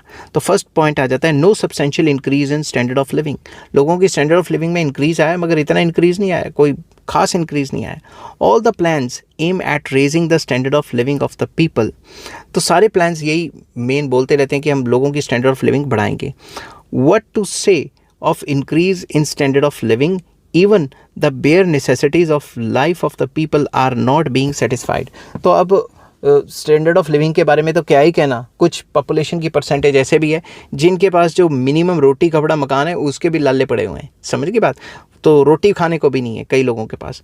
Even after several decades planning has not made any significant improvement in the removal of poverty. गरीबी को ख़त्म करने पे कुछ कर ही नहीं पाई, अभी भी परसेंटेज ऑफ पुअर काफ़ी ज़्यादा है। असली डाटा गवर्नमेंट निकालती नहीं है। नेक्स्ट आ जाता है rise in prices, very important. Stability in prices has been the objective of each plan. हर एक प्लान का मेन मकसद क्या था कि प्राइजेस को स्टेबल करना, स्टेबलाइज करना। But in almost each plan prices have risen considerably. लगातार प्राइजेस बढ़ते रहे। Our planning has failed to check the price rise in India. तो प्लानिंग बनाने का फ़ायदा क्या हुआ कि भाई प्लान बनाया था कि प्राइजेस को स्टेबल करेंगे, प्राइजेस तो स्टेबल ही नहीं हुए। In the year 2013-2014 rate of price rise was 9.5%। इतनी तेज़ी से प्राइस बढ़ेगा तो फिर खुद सोचो लोग खाएंगे क्या। ठीक है, इन 2020-2021 inflation rate was 6.2%। Rise in price has badly affected the poor and low income group. तो जो गरीब लोग हैं उनके ऊपर प्राइस राइज की मार बहुत ज़्यादा पड़ती है। तो प्राइस राइज का जो प्राइसेस को स्टेबल करना मेन ऑब्जेक्टिव था वो नहीं कर पाए। नेक्स्ट आ जाता है increase in unemployment. Employment opportunities बढ़ाना और लोगों को एम्प्लॉयमेंट देना मेन मकसद था, मगर वो भी नहीं हासिल हो पाया। During the period of 5 year plans instead of diminishing unemployment has been rising. तो 5 ईयर प्लान्स के टाइम पे देखें तो अनएम्प्लॉयमेंट को तो कम होना था, मगर अनएम्प्लॉयमेंट तो लगातार बढ़ती जा रही है। At the end of first 5 year plan 53 lakh persons were unemployed. तो ये डाटा आपको लिखना ज़रूरी है। In December 2017 number of registered unemployed increase to 4.24 crore, तो काफ़ी ज़्यादा बढ़ गई। In economic plans use of capital intensive technology has been promoted. Plans के अंदर ये कहा मॉडर्न टेक्नोलॉजी को लगाओ, मॉडर्न टेक्नोलॉजी से काम करो। Use of labour intensive technology has not been emphasised upon. Labour intensive technology पे इतना ज़्यादा फोकस नहीं किया गया, तो अनएम्प्लॉयमेंट तो होनी है। It has worsened the unemployment situation, इसकी वजह से अनएम्प्लॉयमेंट और ज़्यादा बढ़ती गई। नेक्स्ट आ जाता है less growth in agriculture sector. Agricultural sector में भी इतनी ज़्यादा कोई ग्रोथ नहीं आई जितनी आनी चाहिए थी। Agricultural development should have been given top priority in plans but it has not been done. तो हर एक प्लान में एग्रीकल्चर सेक्टर को टॉप प्रायोरिटी देनी चाहिए थी, जो कि नहीं दी गई। Green revolution has restricted itself to wheat and rice crops only. तो कुछ क्रॉप्स की जो नस्ल हैं वही हाई यील्डिंग वैराइटीज़ आ पाई और उन्हीं पे ज़्यादा जोर लगाया गवर्नमेंट ने। Only a few states have been benefited from green revolution. Green revolution का जो बेनिफिट है वो फ्यू स्टेट्स को ही आया। अभी भी कई स्टेट्स हैं जो एग्रीकल्चर के मामले में काफ़ी पिछड़ी हुई हैं। Sufficient irrigation facilities have not been promoted. तो इरीगेशन फैसिलिटीज़ को भी इतना ज़्यादा प्रमोट नहीं किया गया। Agriculture is still a gamble of monsoon. अभी भी मानसून पे डिपेंड करते हैं कई इलाके जहाँ पे पानी की कमी है। Agriculture productivity is still very low in India. अभी भी एग्रीकल्चर प्रोडक्टिविटी जो पर हेक्टेयर प्रोडक्शन है वो काफ़ी कम है। Many farmers are landless even now. कई फार्मर्स हैं जिनके पास खुद की ज़मीन भी नहीं है। नेक्स्ट आ जाता है inequality in distribution of income and wealth. जो इनइक्वालिटीज़ हैं वो काफ़ी ज़्यादा है। Main objective of 5 year plans has been equality in the distribution of wealth and income. Main मकसद क्या था प्लानिंग का कि जो इनइक्वालिटी है उसको ख़त्म करेंगे और इक्वालिटी लेके आएंगे वेल्थ एंड इनकम में। However during the period of planning inequality has further aggravated. बहुत ज़्यादा बढ़ गई है। आपको पता ही है ना, आप डाटा चेक कर देना कि इंडिया में टॉप 5% लोगों के पास कितनी वेल्थ है और बाकी जो लोग हैं उनके पास कितनी वेल्थ है, आपको खुद ही पता लग जाएगा। Rich have become richer and poor have become poorer in all these years. तो पिछले कई 70-80 सालों में जब से देश आज़ाद हुआ है, अमीर अमीर ही होते रहे और गरीब गरीब ही होते रहे। Inequalities in the distribution of income and wealth are found not only in the industrial sector but in agriculture sector as well. तो इनइक्वालिटी सिर्फ इंडस्ट्रियल सेक्टर में नहीं है, एग्रीकल्चर सेक्टर में भी है। अमीर ज़मींदार और अमीर होते जा रहे हैं और गरीब जो किसान है वो और गरीब होता जा रहा है। नेक्स्ट आ जाता है inefficient administration. Very important. The main shortcoming of the Indian plans lies in its implementation. जब प्लान्स को बनाया, इम्प्लीमेंट तो किया ही नहीं अच्छे तरीके से। Plans are not well formulated. उल्टा बोल गया मैं, plans are well formulated. Plans तो बहुत अच्छे थे but their implementation is poor because of the defective administration, dishonesty and corruption, vested interest, red tapism etcetera. तो आपको पता है सरकारी तंत्र जो है वो प्लान्स तो ऊपर से तो अच्छे अच्छे बन जाते हैं, मगर उनको इम्प्लीमेंट करने के लिए जो गवर्नमेंट की मशीनरी है वो काफ़ी ज़्यादा ख़राब है, वो अच्छे से काम नहीं करती, ताकि नीचे तक उनके वेस्टेड इंटरेस्ट भी हो सकते हैं, करप्शन भी हो सकती है, कुछ भी हो सकता है। ठीक है, आप समझ गए होंगे इस पॉइंट को। नेक्स्ट है shortfall in target realization. Very important. It has been observed that most of the times the target fixed have not been realized. सरकार ने टारगेट बना दिए, इतने % देश की तरक्की करेंगे, इतने % नेशनल इनकम बढ़ाएंगे, इतने % इकोनॉमिक ग्रोथ रेट होगा, वो हासिल तो कभी कर नहीं पाए। ठीक है, इक्का दुक्का बार छोड़ के ज़्यादातर हासिल नहीं हो पाए।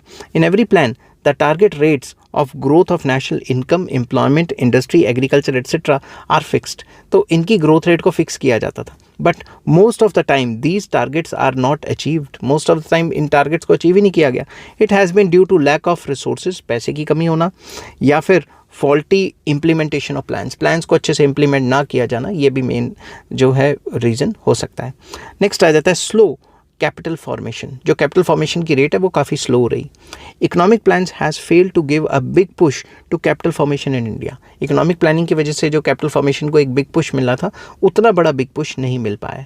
Capital formation has remained low because of slow economic growth rate, less facilities of investment, lack of able entrepreneurs, lack of infrastructure etcetera. तो कैपिटल फॉर्मेशन का रेट लो रहा क्योंकि इंडिया में इन्वेस्टमेंट अपॉर्चुनिटीज़ इतनी ज़्यादा नहीं है, इन्वेस्टमेंट की फैसिलिटीज़ भी नहीं है, एबल एंड एफिशिएंट एंटरप्रेन्योर्स भी नहीं है, एंटरप्रेन्योर्स जितने होंगे उतना ही देश तरक्की करेगा, और इंफ्रास्ट्रक्चर फैसिलिटी भी इतनी अच्छी नहीं थी जितनी बाकी कंट्रीज़ में थी। Next, unbalanced growth of different sectors. Despite more than 7 decades of planning, there has been unbalanced growth of different regions of the country. अभी भी जो डिफरेंट रीजन्स हैं, डिफरेंट सेक्टर्स और रीजन्स हैं, उन सब में जो है अनबैलेंस तरीके से देखा जा सकता है, अनबैलेंस्ड है, बैलेंस नहीं है, ठीक है। There has been significant growth in some states like Goa, Haryana, Maharashtra, Punjab, Kerala, Sikkim, Gujarat etcetera, but many other states like Bihar, Orissa, जिस हमारे टाइम पे उड़ीसा कहते थे इसको, अब ओडिशा हो गया है, Chhattisgarh, Madhya Pradesh, Rajasthan etcetera remained less develop. तो कई स्टेट्स काफ़ी डेवलप हैं और कई स्टेट्स काफ़ी कम डेवलप हैं। So economic planning has been fail to achieve balanced regional development in the economy. तो मेन मुद्दा था कि भाई पूरे देश की तरक्की करेंगे, भाई बैलेंस्ड रीजनल डेवलपमेंट लेके आएंगे, वो नहीं हो पाया। नेक्स्ट आ जाता है poor development of infrastructure. Infrastructure की भी डेवलपमेंट हुई है मगर इतनी नहीं हुई जितनी होनी चाहिए थी। Economic planning has failed to develop infrastructure in the country. अब ये ना कहना कि इंफ्रास्ट्रक्चर में रोड्स बना दिए बहुत अच्छी तो डेवलपमेंट हो गई है, कई कई जगह तो रोड्स भी नहीं है, पूरे कंट्री में थोड़ी ना। Still India is lacking in power generation, transportation, quality roads, fast railway tracks, airways etcetera etcetera. अभी भी इंडिया काफ़ी लैकिंग है इन चीज़ों में। नेक्स्ट आ जाता है इम्बैलेंस्ड इंडस्ट्रियल ग्रोथ। अभी भी इंडस्ट्रियल ग्रोथ जितनी तेज़ी से होनी चाहिए थी उतनी ज़्यादा नहीं हुई, ठीक है। कुछ गुड्स में चाहिए, लग्जरी आइटम्स में ग्रोथ कम हो, भाई नेसेसिटीज़ में ज़्यादा हो, वो नहीं हो पा रही। Economic planning has failed to regulate private sector to produce goods according to plan priorities. Plan के हिसाब से प्राइवेट सेक्टर नहीं बना रहा चीज़ें, वो तो अपना प्रॉफिट देख रहा है। India is still lacking in basic and heavy industries, capital goods industry, whereas production of luxury goods is on rise. Luxury goods को प्रोड्यूस करी जा रही है और जो बाकी गुड्स हैं उसको इतना ज़्यादा फोकस नहीं दे रहे, क्योंकि लग्जरी गुड्स की प्रोडक्शन में प्रॉफिट्स काफ़ी ज़्यादा है। आई होप ये वीडियो आपको पसंद आई होगी। अगर पसंद आती है तो please like, share and subscribe. Next topic मैं लेके आऊँगा causes of slow progress of economic planning.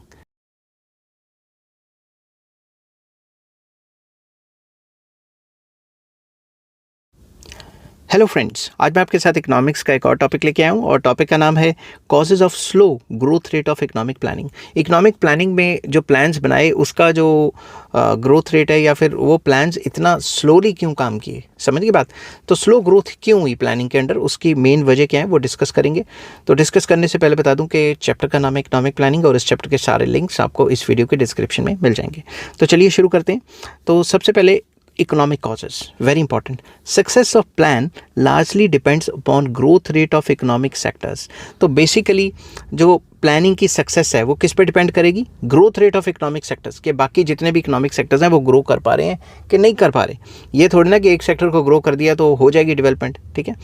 The growth rate of agricultural production has remained low. जो एग्रीकल्चर की जो ग्रोथ रेट है वो काफ़ी कम थी और काफ़ी कम रही है। अगर एग्रीकल्चर उतनी तेज़ी से ग्रो नहीं करेगा तो खाने की फैसिलिटीज़ कैसे मिलेंगी, मतलब खाने के लिए जो लाले पड़ जाएंगे, समझ की बात। तो ये चीज़ आप ध्यान से समझना। There are several factors accounting for the slow progress of agriculture production, that is dependence on monsoon. अभी भी एग्रीकल्चर प्रोडक्शन मानसून पे डिपेंड करती है, बारिशों पे डिपेंड करती है, ठीक है। इरिगेशन फैसिलिटीज़ इतनी अच्छी नहीं है। ओल्ड मेथड्स ऑफ कल्टीवेशन, अभी भी जो मेथड्स ऑफ कल्टीवेशन है पुराने तरीके से काम किया जा रहा है। Shortage of good quality seeds and fertilisers, अभी भी हाई यील्डिंग वेराइटी सीड्स नहीं है और फर्टिलाइजर्स की कमी है। Growth rate of industrial production in India between 1951 to 2020 was 5% per annum. अगर हम देखें तो जब से प्लान्स आए तब से लेकर 2020 तक जो ग्रोथ रेट थी एग्रीकल्चर प्रोडक्शन की वो तकरीबन 5% पर एनम थी, जो कि इतनी ज़्यादा भी नहीं है। Several factors account for the slow progress of industrial production. कौन कौन से फैक्टर्स रिस्पॉन्सिबल हैं? इंफ्रास्ट्रक्चर पुअर था, टेक्नोलॉजी इतनी अच्छी इस्तेमाल नहीं कर रहे, पुअर टेक्नोलॉजी, इंडस्ट्रियल अनरेस्ट, हर तीसरे दिन हड़तालें हो जाती हैं। Slow rate of capital formation, जो कैपिटल फॉर्मेशन का जो रेट है वो काफ़ी स्लो है। कैपिटल फॉर्मेशन के ऊपर मैंने ऑलरेडी फुल चैप्टर अपलोड किया हुआ है, अगर आपको वो चाहिए होगा तो कमेंट कर देना। High capital output ratio, given the quantity of machines, जो आउटपुट है वो उतनी ज़्यादा नहीं बनती, तो कैपिटल आउटपुट रेशो हाई रहती है, ठीक है। Poor performance of public sector undertaking, सरकारी कंपनियों ने भी कुछ नहीं किया, ठीक है। It is also accountable for the failure of economic planning in India. तो इकोनॉमिक प्लानिंग के फेलियर की वजह एग्रीकल्चर सेक्टर का अच्छा तरीके से ना काम करना या स्लो काम करना, इंडस्ट्रियल सेक्टर का स्लो काम करना और पब्लिक सेक्टर अंडरटेकिंग का स्लो काम करना, ये भी मेन वजह हैं। नेक्स्ट आ जाता है administrative causes, very important. Enforcement and formulation of 5 year plans in India has been defective. जो एनफोर्समेंट है, प्लान बने तो अच्छे मगर उनको एनफोर्स या इम्प्लीमेंट करने में काफ़ी जो था प्रॉब्लम्स रही, ठीक है। Acute shortage of able, competent and honest administrators to implement the plans has been felt. तो ये ज़रूरत है कि अगर हमने इन प्लान्स को अच्छे तरीके से इम्प्लीमेंट करना है तो एबल एंड कॉम्पिटेंट और जो ईमानदार ऑनेस्ट एडमिनिस्ट्रेटर्स हैं उन्हीं को इम्प्लीमेंटेशन में लगवाना चाहिए। ये नहीं कि वो अपनी जेबें भरते रहें, लोगों की सोचें ही ना। Office bearers of the community development projects, that is village level workers, block development workers, etc. are appointed not on merit but on the basis of political pulls and pressures. तो पॉलिटिकल इंटरफेरेंस काफ़ी ज़्यादा थी, अपने बंदे set कराने हर जगह, और वो बाद में फिर पैसे कमा के नहीं, मतलब 2 नंबर से पैसे खा के फिर मंत्री तक भी पहुंचाएंगे और ख़ुद भी रखेंगे। तो ऐसा होगा तो फिर प्लान्स कहाँ इंप्लीमेंट होंगे। Because of lack of honest administrators, corrupt officials succeed in misappropriating public funds and people succeed in evading the taxes by concealing their wealth and income. तो जब ये corrupt officials हो जाते हैं तो फिर सरकार ने जिनके थ्रू इम्प्लीमेंट करनी है वो पॉलिसीज़, वो कहाँ हो पाएंगी। तो ये भी एक मेन रीज़न है जो हमारा जो प्लानिंग थी उसके फेलियर में, और प्लानिंग जो स्लो रही है उसके भी ये मेन वजह आ जाता है। नेक्स्ट आ जाता है political causes. India is a democratic country, ये तो सबको पता ही है। Government is elected after every 5 year plans, 5 साल के बाद इलेक्शन होते हैं, सरकारें चूज़ होती हैं। The main concern of ministers is to please voters so as to win elections. Main मुद्दा ये रहता है वोटर्स को प्लीज़ करना ताकि वो इलेक्शंस जीत सकें। Hence many a time those policies are not implemented which are of great advantage to the plans के लिए जो ग्रेट एडवांटेज जो देगी वो पॉलिसीज इंप्लीमेंट नहीं की जा पाती, कई बार की बात है। For example, states should impose agriculture income tax and other new taxes to enhance their resources. Example के तौर पे एग्रीकल्चर सेक्टर पे भी थोड़ा बहुत टैक्स लग जाना चाहिए जितना इंडस्ट्री पे लगता है। अगर एग्रीकल्चर पे टैक्स नहीं लग रहा तो सारे इंडस्ट्रियलिस्ट ने बड़े बड़े अपने फार्म हाउसेस खोल लिए हैं और वहाँ पे कह रहे हैं कि हम एग्रीकल्चर इनकम कमा रहे हैं, बल्कि 2 नंबर के पैसे को 1 नंबर का करी जा रहे हैं क्योंकि उस पर टैक्स नहीं है। But state governments would never do so। तो स्टेट गवर्नमेंट ऐसा कभी नहीं करेंगी। They do not want to displease their rural voters, क्योंकि रूरल पॉपुलेशन अभी भी इंडिया में काफ़ी ज़्यादा है, उनको डिसप्लीज नहीं करना चाहते। Further political instability leads to uncertainty and frequent changes in economic policies and strategy of planning। तो सिंपल वर्ड्स में अगर political instability आती है, हर तीसरे दिन इलेक्शन होते हैं, इसकी वजह से कोई proper economic policies and strategies को लागू नहीं किया जा पाता, ठीक है। तो ये भी एक मेन रीज़न रहा है पॉलिटिकल कॉजेज़ जिसकी वजह से जो प्लान्स हैं वो अच्छे तरीके से नहीं चल पाए, ठीक है। नेक्स्ट आ जाता है natural causes. Natural factors like droughts, floods etcetera have also accounted for the slow progress of economic planning का जो प्रोग्रेस है उसको स्लो करने की वजह नेचुरल कॉजेज़ भी हैं, कुदरती reasons. Natural factors influence agriculture and agro based industries. Natural factors जैसे कि सूखा पड़ गया, बारिश नहीं हुई, जलजला आ गया, इस टाइप की सुनामी आ गई, इस टाइप से जो एग्रीकल्चर है उस पर तो इन्फ्लुएंस होता ही होता है। जो एग्रो बेस्ड इंडस्ट्रीज़ हैं, जो एग्रीकल्चर से रॉ मटेरियल लेती हैं, उन पर भी असर होता है।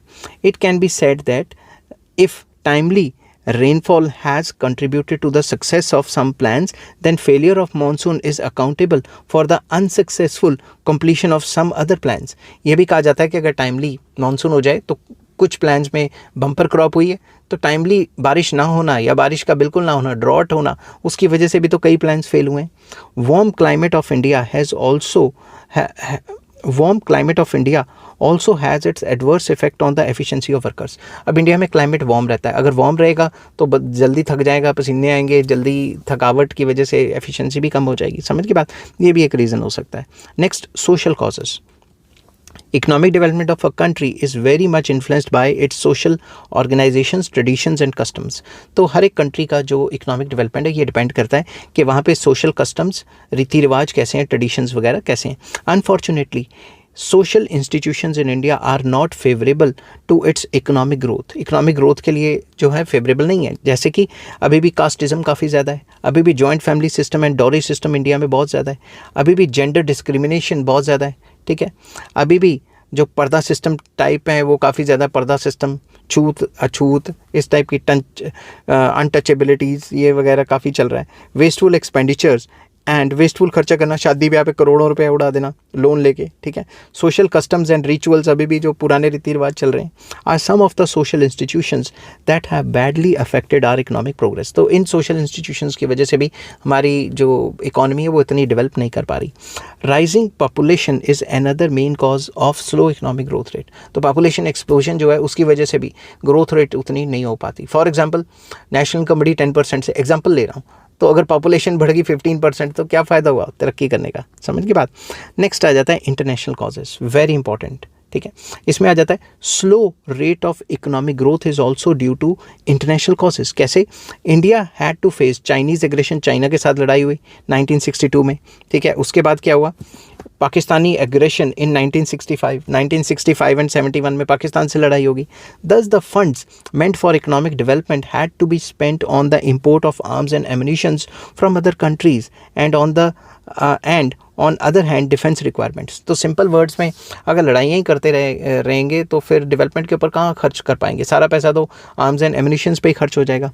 Price hike of petroleum products has also adversely affected our plans. तो जब भी कोई प्लान बनाना, क्रूड ऑयल के प्राइसेस बढ़ जाने, ठीक है। Even Gulf War in 1991, terrorist attack in US in 2001, the slowdown of world economy in 2011-2012 due to global financial crisis and eurozone जो यूरोजोन पब्लिक डेट क्राइसिस, जो भी इंटरनेशनल लेवल पे crisis आते हैं, इसकी वजह से भी हमारी हालत ख़राब हो जाती है। अब रशिया ने यूक्रेन के ऊपर हमला किया, तेल महंगा हो गया, समझ की बात। और अभी जो इजराइल और बाकी कंट्रीज़ का जो कन्फ्लिक्ट चल रहा है उसकी वजह से भी प्रॉब्लम्स लगातार बढ़ती जा रही हैं। In the last part of 2019-2020 and onwards, growth rate of the global economy has become adversely affected due to outbreak of COVID pandemic. तो 2020 में देखा जाए तो जब पेंडेमिक आया था तो उससे पूरी वर्ल्ड इकोनॉमी की ग्रोथ रेट कम हो गई थी। It has badly affected Indians also, क्योंकि ग्रोथ रेट कम होगी तो हमारे एक्सपोर्ट्स गिर जाएंगे, तो उस पर भी काफ़ी ज़्यादा फर्क पड़ता है और इम्पोर्ट्स महंगे भी हो जाते हैं। नेक्स्ट आ जाता है moral causes. Besides economic causes, there are also moral causes accounting for the slow rate of growth during planning. तो moral causes भी responsible है जिसमें growth rate slow होगी planning के time पे। National spirit is lacking and self-interest is the motive that guides the people. तो लोगों को मेन मुद्दा क्या है? अपने इंटरेस्ट को देखना है, नेशनल इंटरेस्ट को नहीं देखते। Socialism, equality and liberty have no meaning except high sounding catchy slogans. तो हर पार्टी ये कहती है कि हम इक्वालिटी लेके आएंगे, हम ये कर देंगे, वो कर देंगे, सिर्फ स्लोगन्स देती रहती है और करती कुर्ती कुछ नहीं है। That is why the plans have not been properly implemented. इस वजह से प्लान्स को प्रॉपरली इम्प्लीमेंट नहीं कर पाए। Corruption and scams have become a common practice. As a result allocated funds do not reach the targeted groups.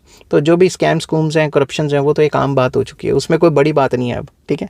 This had made our plans almost short of their targets. तो इसलिए हम plans को achieve नहीं कर पाते। तो conclusion करते हैं, in short, objectives of the plan are praiseworthy. Objectives तो praiseworthy हैं, but the measures taken to implement them have been faulty. तो प्लान्स तो बहुत अच्छे बनाए मगर इम्प्लीमेंटेशन के लिए ऐसे बंदों को लगाया और ऐसी सिचुएशंस क्रिएट कर दी जिससे कि इम्प्लीमेंटेशन ही ना हो पाए। समझ गए बात?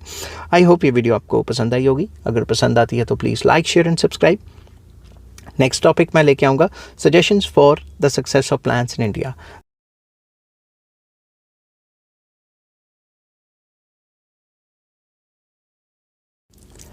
हेलो फ्रेंड्स, आज मैं आपके साथ इकोनॉमिक्स का एक और टॉपिक लेके आया हूँ और टॉपिक का नाम है suggestions for the success of plans in India. India में अगर प्लान्स को, इकोनॉमिक प्लान्स को सक्सेसफुल बनाना है तो क्या क्या करना चाहिए वो इस वीडियो में मैं डिस्कस करूँगा आपके साथ, और जिस हिसाब से पेपर में लिखना है मैंने उसी हिसाब से लिखा हुआ है। तो सबसे पहला पॉइंट आ जाता है specific objectives, very important. While framing the plans, objectives like removal of poverty, proper utilization of manpower, raising of standard of living etc. should be made more specific. तो ये स्पेसिफिकली बनाओ कि भाई कितनी पॉवर्टी रिमूव करनी है, कितने % तक लेके जानी है, कितनी मैन पावर को यूटिलाइज करना है, कितने लोगों को जॉब्स देनी है, कितनी स्टैंडर्ड ऑफ लिविंग रेज करनी है, ये स्पेसिफिक होने चाहिए। In every plan, it should be clearly specified as to when and to what extent poverty will be removed, and when and to what extent equality in the distribution of income and wealth and income या income and wealth will be affected. तो simple words में plan में specify होना चाहिए कि ये चीज़ कितने percentage तक, कितने तक, कितनी क्वांटिटी तक लेके जाओगे. सक्सेस और failure of the plan can be measured on the basis of achievement and failure of these specific objectives. तो सिंपल वर्ड्स में हमने प्लान में क्या हासिल किया या क्या फेलियर हुआ, वो इनके सक्सेस और फेलियर पे डिपेंड होना चाहिए. समझ की बात. तो स्पेसिफिक प्लान्स लेके आओ कि कितना कितना परसेंट बढ़ा दोगे या कितना कितना परसेंट कम कर दोगे. नेक्स्ट आ जाता है physical planning. Very important. Success of plans lies in the importance attached to the achievement of physical targets rather than financial target. सरकार क्या करती है, प्लान बनाती है और पैसे इशू कर देती है, और जो फाइनेंशियल टारगेट है वो तो हो जाता है कि भाई इस सेक्टर को इतना पैसा चला गया, इस प्रोजेक्ट को इतना पैसा चला गया, मगर फिजिकली वो बना है नहीं बना उस पर फोकस नहीं करती. ठीक है. It is essential to prepare the blue prints of the plan in detail with the meticulous care before it is put to practice, and efforts should be made to attain the targets within the specified time limit. सरकार को एक blueprint properly plan करके launch करने चाहिए projects और activities, ताकि बाद में ये ना पता लगे कि भाई ये चीज़ तो हो ही नहीं सकती और पैसा भी खर्च हो गया. समझ की बात. और एक टाइम सेट करना चाहिए कि इतने टाइम के अंदर अंदर वो टारगेट जो है अचीव कर लेंगे. Success of a plan should not be measured by achievement of financial targets alone. तो सिर्फ फाइनेंशियल टारगेट्स को ही अचीव करना ही किसी प्लान के सक्सेस को हासिल करना नहीं माना जाना चाहिए. Plans should be evaluated on the basis of achieving physical targets rather than financial targets. तो physical targets पे ज़्यादा फोकस करो और financial targets पे इतना फोकस मत करो. नेक्स्ट आ जाता है emphasis on local needs. Very important. Success of planning depends on proper emphasis on local needs. जो लोकल नीड्स है, लोकल लेवल पे बंदा है, उस तक वो फ़ायदा पहुंचाना है. Problems of the entire country are not uniform. हर एक कंट्री की जो प्रॉब्लम्स हैं वो अलग अलग हैं. अलग अलग स्टेट्स में जो लोग रहते हैं उनकी प्रॉब्लम्स अलग अलग हैं. Some regions are backward due to lack of irrigation facilities, whereas other regions lack in good quality transportation, health and education facilities. कई इलाकों में पानी की प्रॉब्लम है इरीगेशन फैसिलिटीज़ के लिए, कई इलाकों में स्कूल कॉलेज नहीं है. हर एक इलाके की अपनी अपनी प्रॉब्लम है. The entire country therefore does not require the same treatment. तो पूरे के पूरे कंट्री के लेवल पे ना लॉन्च कर दो कोई भी plan. Problems of different regions should be carefully studied and plans should be formulated to answer the local needs. That is, plans should be decentralized. तो लोकल लेवल पे अलग अलग प्लान्स बनाने चाहिए ताकि लोकल लेवल की नीड्स को satisfy किया जा सके, पूरा किया जा सके. नेक्स्ट आ जाता है शॉर्टर जेस्टेशन पीरियड. प्लान को शुरू करना और प्लान को ख़त्म करना, उसके बीच में जो टाइम पीरियड होता है, जेस्टेशन पीरियड होता है, वो कम से कम होना चाहिए. ये नहीं कि कोई प्रोजेक्ट शुरू कर लिया और 10-10 साल तक वो प्रोजेक्ट ही चली जा रहा है. फ्लाईओवर बना रहे हैं तो वो चली जा रहा है. समझ की बात. ऐसे नहीं होना चाहिए. The time involve between the commencement of a project and it's completion is called gestation period. काम को शुरू करना और काम को ख़त्म करने का जो टाइम पीरियड है, उसके बीच का जो टाइम है उसे जेस्टेशन पीरियड कहते हैं. Efforts should be made to reduce gestation period of different projects undertaken in the plans. Plans के अंदर जितने भी प्रोजेक्ट्स हैं उनका टाइम कम से कम होना चाहिए ख़त्म करने का. This will help to reduce the cost of the projects and to increase the rate of economic development in the economy. तो कंट्री में या इकॉनमी में ग्रोथ रेट तभी बढ़ेगी जब ये जेस्टेशन पीरियड स्मॉल होगा. ये नहीं कि 10-10 साल तक जो है वो प्रोजेक्ट चली जा रहे हैं और 10 साल में सीमेंट का रेट बढ़ जाता है, सरिये का रेट बढ़ जाता है और कई रेट बढ़ जाते हैं, और वो फिर क्या पता वो महंगा पड़े, और अगर महंगा पड़ेगा तो फिर वो काम ही नहीं करेंगे. समझ की बात. Balance growth of capital goods and consumer goods industries. जो कंज्यूमर गुड्स इंडस्ट्रीज़ और कैपिटल गुड्स इंडस्ट्रीज़ है, इसमें बैलेंस ग्रोथ रखनी है. Success of plans require proper balance between capital goods and consumption goods industries. तो इनके बीच में बैलेंस रखना है. If supply of consumption goods in industries lags behind its demand, it will lead to price rise in the economy. अगर supply कम रहेगी और demand काफ़ी ज़्यादा बढ़ गई तो प्राइस राइज हो जाएगा, ये तो सबको पता है. If production of capital goods lags behind, it will slow down the future growth prospects of the economy. तो जो कैपिटल गुड्स इंडस्ट्रीज़ हैं, अगर वो कम बनाई तो जब मशीनें नहीं बनाएंगे तो फर्दर फैक्ट्रीज या इंडस्ट्रीज़ कैसे चलेंगी, तो वो फ्यूचर ग्रोथ रेट को स्लो कर देंगी. तो एक बैलेंस बना के रखना चाहिए कंज्यूमर गुड्स इंडस्ट्रीज़ में और कैपिटल गुड्स इंडस्ट्रीज़ में. नेक्स्ट आ जाता है rapid development of agriculture. Agriculture को डेवलप करना बहुत ज़रूरी है. Success of Indian planning necessitates rapid development of agriculture. कैसे? Land reform programmes should be implemented vigorously and these wastelands and cultivable wastelands to be brought under cultivation. तो agriculture में land reforms लेके आओ और एग्रीकल्चर को इस तरीके से डेवलप करो कि जिस जगह पे कोई काम नहीं हो रहा वहाँ पे काम तो शुरू करो, एग्रीकल्चर करो कुछ ना कुछ, ठीक है। तो एक बंदे के पास इतनी भी ज़मीन ना रखो कि वो उसको कंट्रोल ही नहीं कर पा रहा, ठीक है। Effort should be made to increase the production of chemical fertilisers and high yielding variety seeds. तो फर्टिलाइजर्स की प्रोडक्शन को बढ़ाओ और हाई यील्डिंग वैरायटी सीड्स सारे क्रॉप्स में लेके आओ, ये नहीं कि 2-3 क्रॉप्स में हो। बिसाइड्स मेजर इरीगेशन प्रोजेक्ट्स भी लॉन्च करने चाहिए। Emphasis should also be placed on minor irrigation projects. ये नहीं कि बड़े बड़े ही डैम बनाएंगे, तो छोटे छोटे कैनाल्स वगैरह बना के जो पानी है उनको जो किसान है उनको पानी जो है अवेलेबल करवाओ। Proper arrangements should be made for agricultural credit. Agricultural loans और क्रेडिट को भी फोकस करना चाहिए ताकि जो किसान है वो अपनी फाइनेंशियल नीड्स को भी फुलफिल कर सकें। नेक्स्ट आ जाता है balance between private and public sectors. There should be a balanced development of public and private sectors. ये ना हो कि पब्लिक सेक्टर को बढ़ा दिया बहुत ज़्यादा और प्राइवेट सेक्टर कम रह गया, या प्राइवेट सेक्टर इतना ज़्यादा हो गया पब्लिक सेक्टर कम रह गया। बैलेंस होना चाहिए। Too much importance has been given to public sector under the earlier 5-year plans. जो अर्लियर 5-year प्लान्स हैं उसमें शुरुआत के जो प्लान्स हैं उसमें पब्लिक सेक्टर को बहुत ज़्यादा जोर दिया गया। However because of its inefficiency public sector has become an obstacle in the way of economic development. क्योंकि पब्लिक सेक्टर इनएफिशिएंट था तो उसने इकोनॉमिक डेवलपमेंट के रास्ते में काफ़ी प्रॉब्लम्स क्रिएट की। On the other hand private sector has been put under severe controls and subjected to severe taxes. तो प्राइवेट सेक्टर के ऊपर इतने सारे टैक्सेस लगाए हुए हैं। As a result private sector has not developed in the desired extent. तो जितना प्राइवेट सेक्टर को डेवलप होना चाहिए था उतना डेवलप नहीं हो पाया। A balanced and more pragmatic approach should be adopted towards public and private sector. एक बैलेंस्ड अप्रोच रखनी चाहिए जिसमें पब्लिक सेक्टर और प्राइवेट सेक्टर का दोनों का पार्टिसिपेशन हो देश की तरक्की के लिए, ठीक है। नेक्स्ट आ जाता है price stability, very important. With a view to implementing the plans properly, it is imperative to keep price level stable. अगर plans को proper तरीके से launch करना है तो price को stable रखना बहुत ज़रूरी है। Constant rise in price adds to the cost of planning. अगर लगातार price बढ़ते रहेंगे तो जो planning है उसकी cost भी तो बढ़ रही है। Price of food grains, raw materials and consumer goods should remain stable. इन चीज़ों के रेट stable रहने चाहिए, prices stable रहने चाहिए। In order to check excessive rise in price level, government should promote the production of food grains and consumer goods, ताकि उनकी supply ज़्यादा रहेगी तो उनका प्राइस इतना ज़्यादा नहीं बढ़ पाएगा। नेक्स्ट आ जाता है डेवलपमेंट ऑफ रूरल इंडस्ट्रीज़। जो रूरल इंडस्ट्रीज़ हैं उनकी भी डेवलपमेंट करनी बहुत ज़रूरी है। In rural areas besides agriculture development of cottage industries should also receive priority treatment. तो अगर कोई रूरल एरिया में कॉटेज इंडस्ट्री या स्मॉल स्केल इंडस्ट्री खोलना चाहता है तो उसके लिए स्पेशल लोन्स की फैसिलिटी देनी चाहिए। Whatever has been done in this respect is inadequate. जो भी रूरल सेक्टर के डेवलपमेंट के लिए काम हुए हैं वो इनएडिक्वेट है। ये नहीं कि बिल्कुल ही काम नहीं हुआ, काम हुआ है मगर जितना चाहिए था उतना नहीं हुआ। Arrangement should also be made for marketing of goods produced by these industries. ये इंडस्ट्रीज़ जो रूरल एरियाज़ में काम कर रही हैं इनके जो भी गुड्स हैं उनकी मार्केटिंग होनी चाहिए ताकि इनका सामान भी बिके। नेक्स्ट आ जाता है cooperation between states and centre. Central government और स्टेट गवर्नमेंट में कॉपरेशन रखो। ये ना हो कि दोनों स्टेट गवर्नमेंट में अलग पार्टी की गवर्नमेंट है और सेंट्रल गवर्नमेंट में अलग पार्टी की गवर्नमेंट है तो आपस में लड़ाइयाँ चलती रहें। सक्सेसफुल प्लानिंग, जो भी प्लानिंग सक्सेसफुल होगी implies close cooperation between the central government and the state government. Centre और स्टेट के बीच में एक अच्छी कोऑर्डिनेशन कॉपरेशन होनी चाहिए, ठीक है। In modern times when governments at the centre and in the states belong to different political parties, this cooperation has acquired added significance. तो अलग अलग पार्टीज़ की सरकारें हैं तो इसकी इंपॉर्टेंस और ज़्यादा बढ़ जाती है। Plans should be formulated with cooperation of the states. जो भी सेंट्रल गवर्नमेंट प्लान्स बनाए वो स्टेट की कोऑपरेशन से बनाए, अपने हिसाब से ना बनाती रहे। Next proper development of public sector. Public sector को अभी भी डेवलप करने की ज़रूरत है, एफिशिएंसी लाने की ज़रूरत है।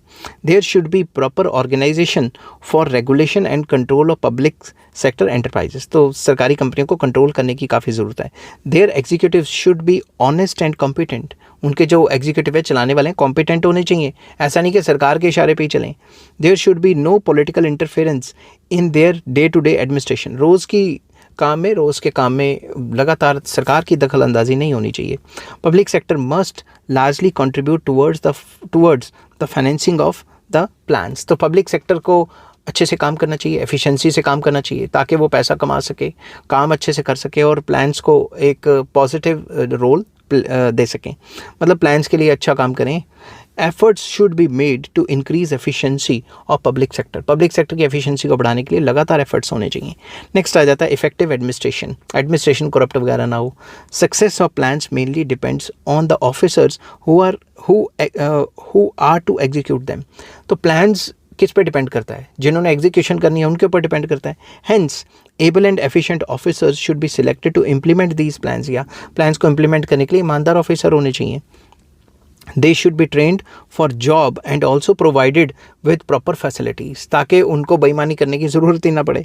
नेक्स्ट आ जाता है development of science and technology with a view to promoting productivity, import substitution and domestic production.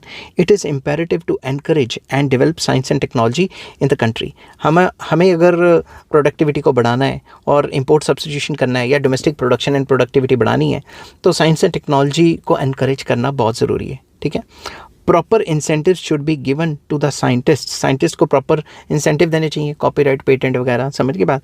They should be provided all kinds of research facilities within the country, ताकि वो अच्छे से नई नई चीज़ों के ऊपर R&D कर सकें। R&D मतलब research and development.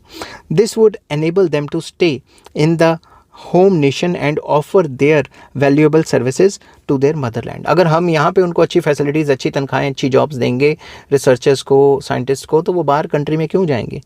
Develop technology can be imported if necessary, अगर ज़रूरत है तभी बाहर से टेक्नोलॉजी को इम्पोर्ट करो, ऐसे फालतू में इम्पोर्ट करो और वही टेक्नोलॉजी हमारे कंट्री में भी अवेलेबल हो, ऐसा नहीं होना चाहिए।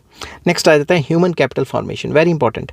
Success of the plans need a check on population growth and development of human capital. Human capital मतलब ह्यूमन स्किल्स को डेवलप करने की ज़रूरत है और पॉपुलेशन पे चेक करने की ज़रूरत है। For human capital formation proper arrangement should be made for the development of health, education and medical facilities, इन पे काफ़ी जोर देने की ज़रूरत है। आप कंक्लूड करते हैं, in short the success of planned economic development programmes depends largely on competent administrators, कि एडमिनिस्ट्रेटर्स जो अच्छे होने चाहिए, जो प्लान्स को लागू करेंगे, प्रॉपर इम्प्लीमेंटेशन होनी चाहिए, ऑनेस्ट पॉलिटिशियंस होने चाहिए एंड म्यूचुअल कॉपरेशन होनी चाहिए, तभी ये काम हो सकता है, और डेडिकेटेड लोग होने चाहिए। ठीक है, तभी ये सारे प्लान्स अच्छे से इम्प्लीमेंट हो पाएंगे, वरना क्या फ़ायदा प्लान बनाने का। आई होप ये वीडियो आपको पसंद आई होगी। अगर पसंद आती है तो please like, share and subscribe. Next topic मैं लेके आऊँगा strategy of economic planning.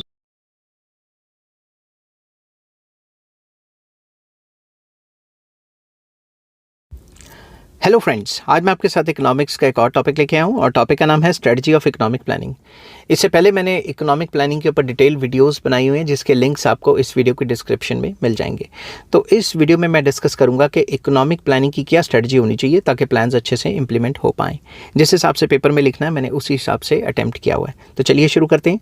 Strategy refers to detailed actions and policies which are to be adopted to achieve definite objectives. तो स्ट्रेटजीज वो डिटेल्ड एक्शंस एंड पॉलिसीज़ आ जाती हैं जो कि डेफिनेट प्लान्स के लिए ज़रूरी हैं, उनको अच्छे से अडॉप्ट करके इंप्लीमेंट करने की ज़रूरत आ जाती है। ठीक है, each plan is formulated to achieve set objectives. हर एक प्लान बनाया जाए सेट ऑब्जेक्टिव्स के लिए, कि ये प्लान बनाए इन ऑब्जेक्टिव्स को पूरा करने के लिए। In order to achieve these objectives, certain activities are undertaken. उन objectives को पूरा करने के लिए कुछ activities की जाती हैं। For instance, the first 5-year plan aimed to overcome food shortage in the country. जैसे फर्स्ट प्लान का मेन मकसद था कि भाई फूड की शॉर्टेज को ख़त्म करना है, तो एग्रीकल्चर बेस्ड प्लान था। To achieve this objective it laid special emphasis on the development of agriculture. तो एग्रीकल्चर के डेवलपमेंट के लिए पूरा जोर लगाया गया। समझ की बात। अब main elements of strategy of Indian economic planning क्या है वो डिस्कस करते हैं। तो सबसे पहला पॉइंट आ जाता है wide scope, very important. Indian planning is wide in scope. Indian planning का जो स्कोप है वो काफ़ी वाइड है। कैसे? It not only takes into account industry, agriculture, power, means of transport, but also education, health, family welfare, housing and other development programmes concerning social welfare and upliftment of backward classes. तो simple words में ये कि भाई जो Indian planning है इसका scope काफ़ी ज़्यादा वाइड है। ये सिर्फ क्या कहते हैं इंडस्ट्री या एग्रीकल्चर या ट्रांसपोर्ट कम्युनिकेशन को डेवलप करने में नहीं है, बल्कि education, health, family welfare programmes and housing वगैरह इन सब के लिए। वाइड स्कोप मतलब ये सारे एरिया को कवर करता है।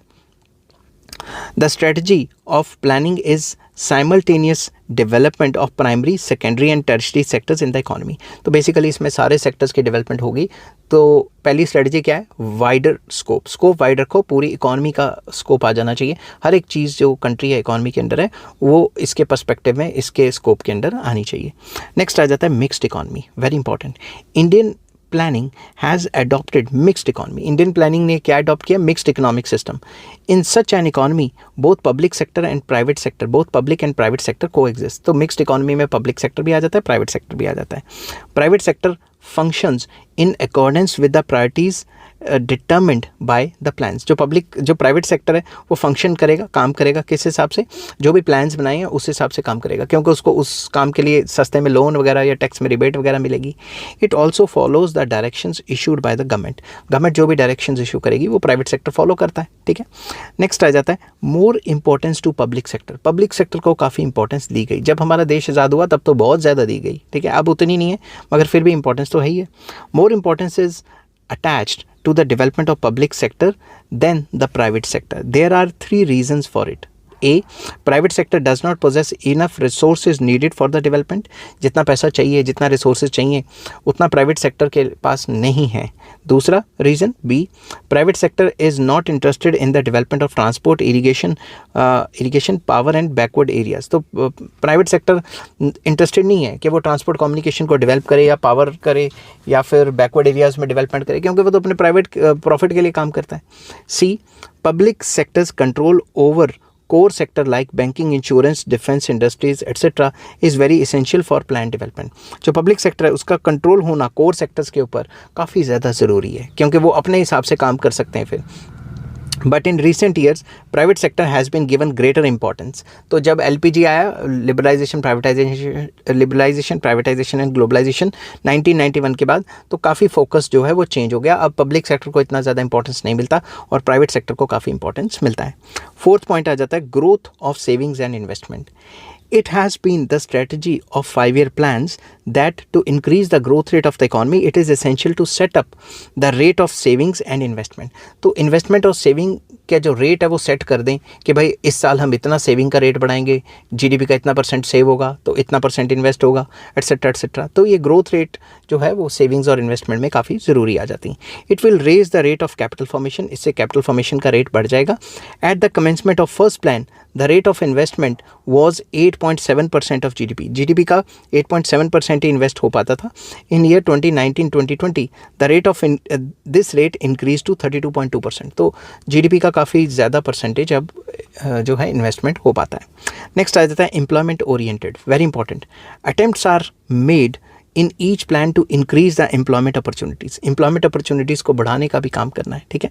For promoting employment efforts are made in different directions. कौन कौन से, नेमली ज़्यादा इन्वेस्टमेंट करो, फुलर यूटिलाइजेशन करो अपनी प्रोडक्शन कैपेसिटी की, more use of labour intensive technology, जो लेबर इंटेंसिव टेक्नोलॉजी उसका ज़्यादा से ज़्यादा इस्तेमाल करो।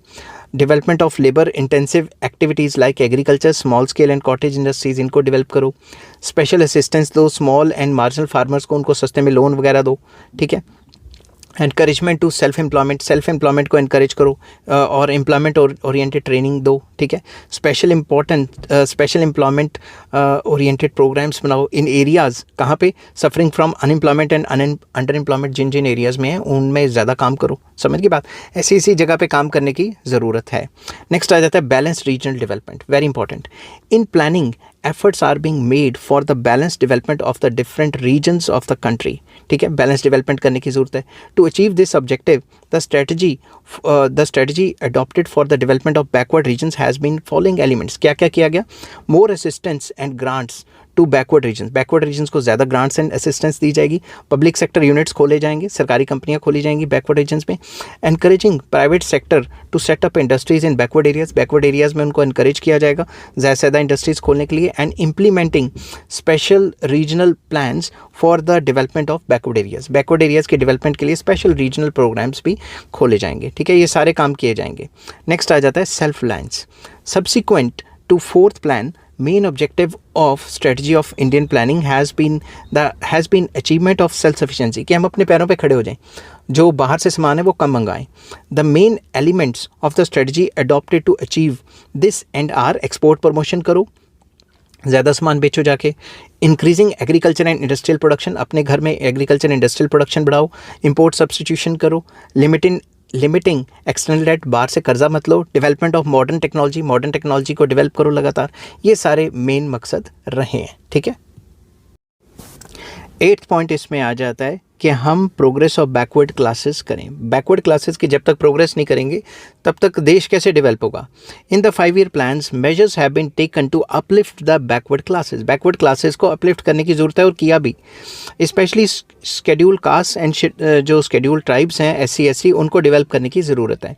सम of the steps taken to achieve this end are educational scholarship दी गई, हॉस्टल फैसिलिटीज़ दी गई, training facilities to members of the backward classes, उनको ट्रेनिंग फैसिलिटीज़ दी गई ताकि वो सेल्फ एम्प्लॉयमेंट कर सकें, रिजर्वेशन दी गई गवर्नमेंट जॉब्स में, और डिस्ट्रीब्यूशन ऑफ सरप्लस लैंड किया गया लैंडलेस फार्मर्स के लिए, और जो बैकवर्ड आर्टिसंस हैं उनको भी हेल्प की गई, उनको फाइनेंशियल हेल्प, और हाउसेस फॉर बैकवर्ड जो क्लासेस हैं और डेवलपमेंट ऑफ ट्राइबल एरियाज़ हैं, ये सब किया गया ताकि उनकी डेवलपमेंट हो सके, ठीक है।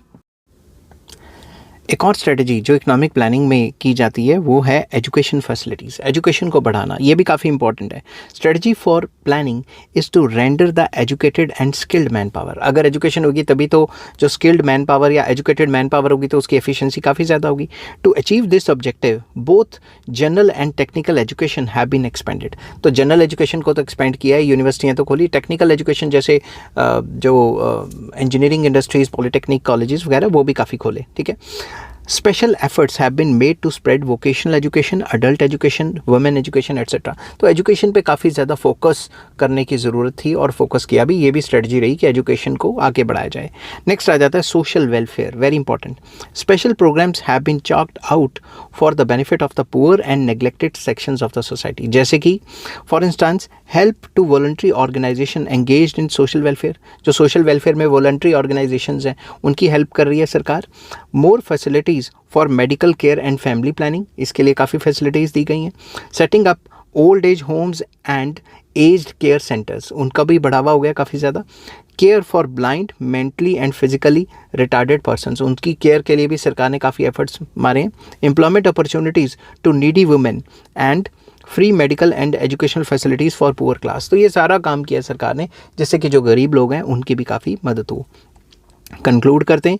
इन short the main elements of the planning strategy are, कौन कौन से प्लानिंग स्ट्रेटजी के मेन जो हैं जो मेन स्ट्रेटजी के जो मेन मुद्दे हैं, मेन पॉइंट्स हैं, वो है इन्वेस्टमेंट को इंक्रीज़ करना, इनइक्वालिटीज़ को रिड्यूस करना या फिर इकोनॉमिक इनइक्वालिटी लेके आना, रिमूवल ऑफ पॉवर्टी को ख़त्म करना और एम्प्लॉयमेंट अपॉर्चुनिटीज़ बढ़ाना, अपलिफ्टमेंट ऑफ बैकवर्ड क्लासेस को अपलिफ्ट करना, बैलेंस ग्रोथ करना, ठीक है, इकोनॉमिक सेक्टर्स की सारे सेक्टर्स को बैलेंस ग्रोथ लेके चलना, सेल्फ रिलायंस, अपने पैरों पे खड़े होना ताकि इंपोर्ट्स पे डिपेंडेंस कम हो जाए, और बैलेंस रीजनल ग्रोथ करना। इन सारी चीज़ों की वजह से जो हमारी प्लानिंग है वो सक्सेसफुल हो सकती है और हो जाएगी। आई होप ये वीडियो आपको पसंद आई होगी। अगर पसंद आती है तो please like, share and subscribe. Next topic आपके सामने मैं लेके आऊँगा NITI Aayog.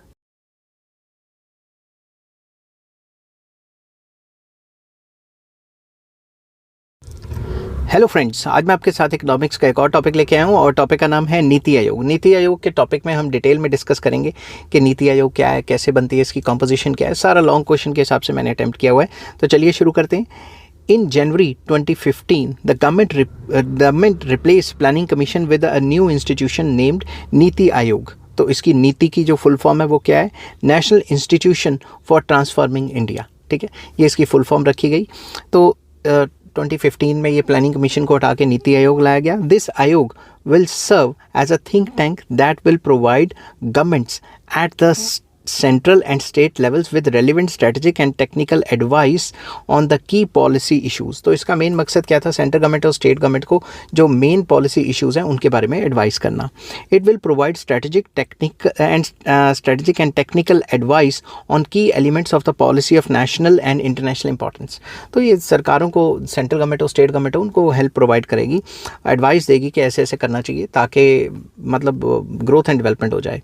NITI Aayog will give more importance and freedom to states and will promote cooperative federalism. तो कोऑपरेटिव फेडरलिज्म को बढ़ावा देगी। फेडरलिज्म होता है कि भाई सेंट्रल गवर्नमेंट और स्टेट गवर्नमेंट जो है, सेंट्रल गवर्नमेंट के अपने जो हैं जो सब्जेक्ट्स रहें और स्टेट गवर्नमेंट के अपने सब्जेक्ट्स रहें, दोनों एक दूसरे के काम में इंटरवीन वगैरह ना करें।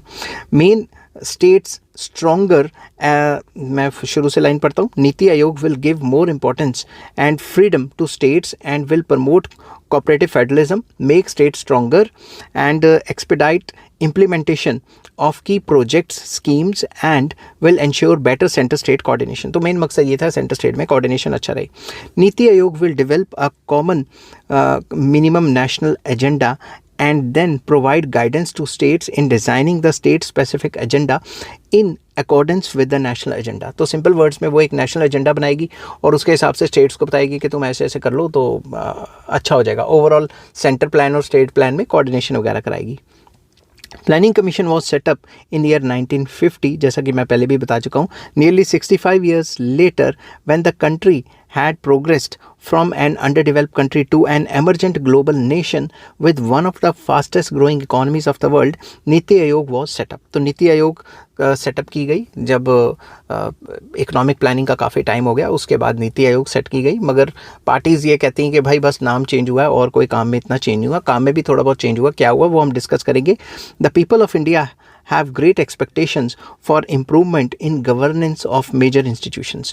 तो लोग चाहते भी हैं कि जो गवर्नेंस इश्यूज़ हैं वो सॉल्व हों और ज़्यादा से ज़्यादा जो है ग्रोथ एंड डेवलपमेंट हो. This requires institutional reforms in governance. इसके लिए जो गवर्नेंस के तौर तरीके उनको तो चेंज करना ही पड़ेगा. Moreover states of India want a larger role in policy making and finalising their plans. तो उनको भी फ्रीडम चाहिए स्टेट्स को भी कि वो अपने हिसाब से प्लान बना सकें. All over the world the role of centralised planning is reducing. तो सेंट्रलाइजेशन का जो ट्रेंड है वो कम होता जा रहा है.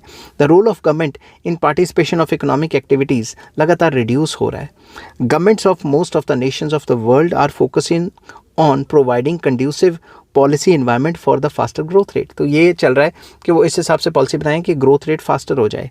Indian government decided to change old planning commission with a new institution name NITI Aayog. तो इसी वजह से जो गवर्नमेंट है उसने सोचा कि भाई अब एक नया इंस्टीट्यूशनल फ्रेमवर्क लाने की ज़रूरत है जो ज़्यादा कंड्यूसिव हो ग्रोथ के लिए.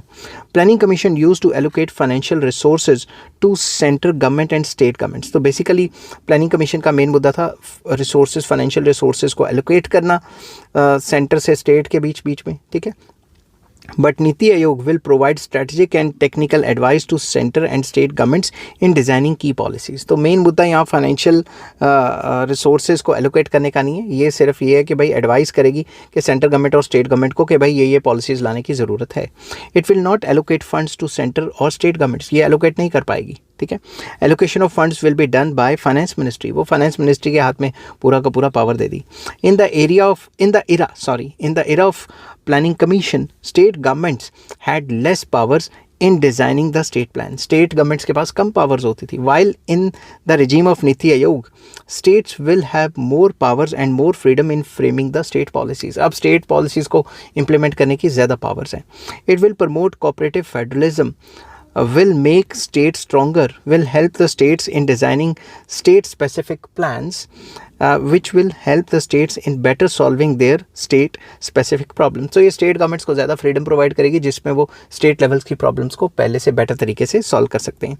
All states have different economic, social, geographic and demographic features. Their problems and priorities may be heterogeneous. हर एक की प्रॉब्लम्स अलग अलग हैं, हर एक स्टेट की प्रॉब्लम अलग है.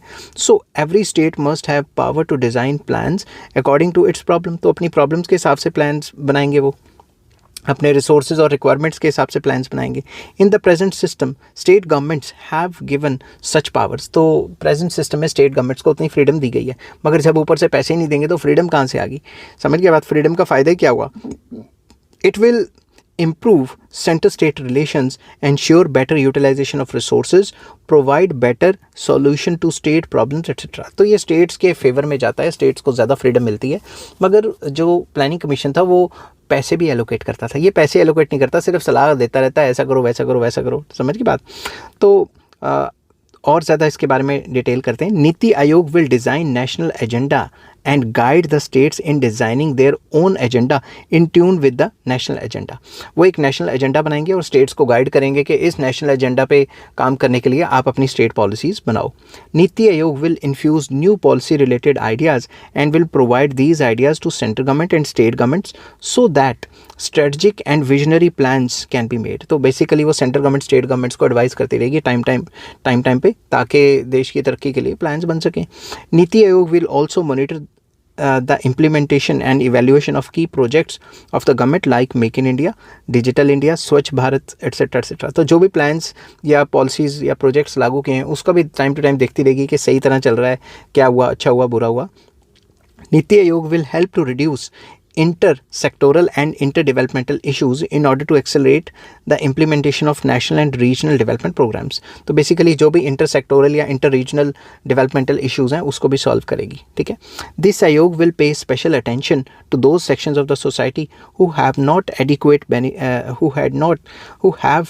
adequate benefited by the economic progress। तो जिन लोगों को, उन sections of the society को जिनको प्रोग्रेस का फ़ायदा ही नहीं हुआ, उनकी तरफ भी फोकस करेगी। मेन ऑब्जेक्टिव्स या फंक्शंस क्या नीति आयोग के? To determine national development priorities and frame strategies for various economic sectors with the active involvement of states. तो स्टेट्स को इन्वॉल्व करके नेशनल लेवल पे जो प्रायोरिटीज़ हैं उनको सेटअप करेगी और स्ट्रेटजीज बनाएगी और एडवाइस करेगी। It will also design national agenda for the prime minister and chief ministers के लिए नेशनल एजेंडा लेके आएगी कि ये काम करने हैं। Next, second point, recognizing that strong states make a strong nation to engage the states in planning on a continuous basis and encourage cooperative federalism। cooperative federalism को encourage करेगी कि states मजबूत होंगी तो फिर सेंटर भी मजबूत होएगा, ओवरऑल कंट्री मजबूत होएगी, उस मुद्दे पे चलेगी। to develop mechanism to formulate plans to the village level and aggregate these plans progressively at higher levels of government। तो plans बनाएगी कि फॉर्मुलेट करेगी प्लान्स विलेज लेवल के लिए और उन विलेज लेवल के प्लान्स को स्टेट लेवल से लेकर सेंट्रल लेवल तक, हायर लेवल तक लेके जाएगी। To ensure that the interest of national security is given due importance while making economic policies. तो जब भी पॉलिसी बनाएगी स्टेट गवर्नमेंट अपने लिए तो ये देखेगी, एंश्योर करेगी कि नेशनल जो पॉलिसीज़ हैं या नेशनल सिक्योरिटी है उसको मेन इंपॉर्टेंस दी जाए। नेक्स्ट आ जाता है to pay special attention to the sections of the society that have not adequately benefited from the economic progress. उन पे स्पेशल फोकस करेगी जिन सेक्शंस के ऊपर इकोनॉमिक प्रोग्रेस का कोई असर ही नहीं हुआ, जो अभी भी पिछड़े हुए हैं। 6th पॉइंट आ जाता है to design strategic and long term policies and programmes and to monitor these progress regularly. तो एक तो डिज़ाइन करेगी long term, short term policies को और प्रोग्राम्स को बनाएगी और मॉनिटर करेगी कि वो प्रोग्राम्स अच्छे तरीके से लागू हो भी पा रहे हैं कि नहीं। The lessons learnt through their monitoring and feedback will be used for making improvement and mid-term corrections। तो देखेगी कि टाइम टू टाइम कोई करेक्शन की ज़रूरत तो नहीं है प्लान्स में, इस टाइप। नेक्स्ट आ जाता है to encourage participation of main stakeholders, educational and research institutions, national and international experts and practitioners. तो उनकी भी हेल्प लेगी ताकि ये लोग भी स्टेक होल्डर्स, मतलब लोग एजुकेशनल एंड रिसर्च इंस्टीट्यूशंस जो हैं नेशनल या इंटरनेशनल लेवल पे जो एक्सपर्ट्स बंदे बैठे हैं उनकी भी हेल्प लेगी ताकि और अच्छे तरीके से प्लान्स और स्ट्रेटजीज बनाई जा सके। 8th आ जाता है to resolve intersectoral and interdepartmental issues in order to accelerate the implementation of national and regional development programs। तो जो भी इंटरसेक्टोरल इश्यूज़ हैं या फिर इंटरडिपार्टमेंटल इश्यूज़ हैं उनको सॉल्व करना ताकि देश की तरक्की की स्पीड थोड़ी ज़्यादा हो सके। नेक्स्ट आ जाता है to establish and maintain a sophisticated resource and research centers on good governance and best practices and help in dissemination of its ideas and suggestions to various stakeholders। तो बेसिकली जो भी रिसर्च सेंटर्स हैं उनको maintain करना और उनको अच्छे से चलाना ताकि वहाँ से बेस्ट आइडियाज़ आ सकें और जो भी स्टेक होल्डर्स हैं, मतलब स्टेट्स हैं बीच में, उनका भी फ़ायदा हो।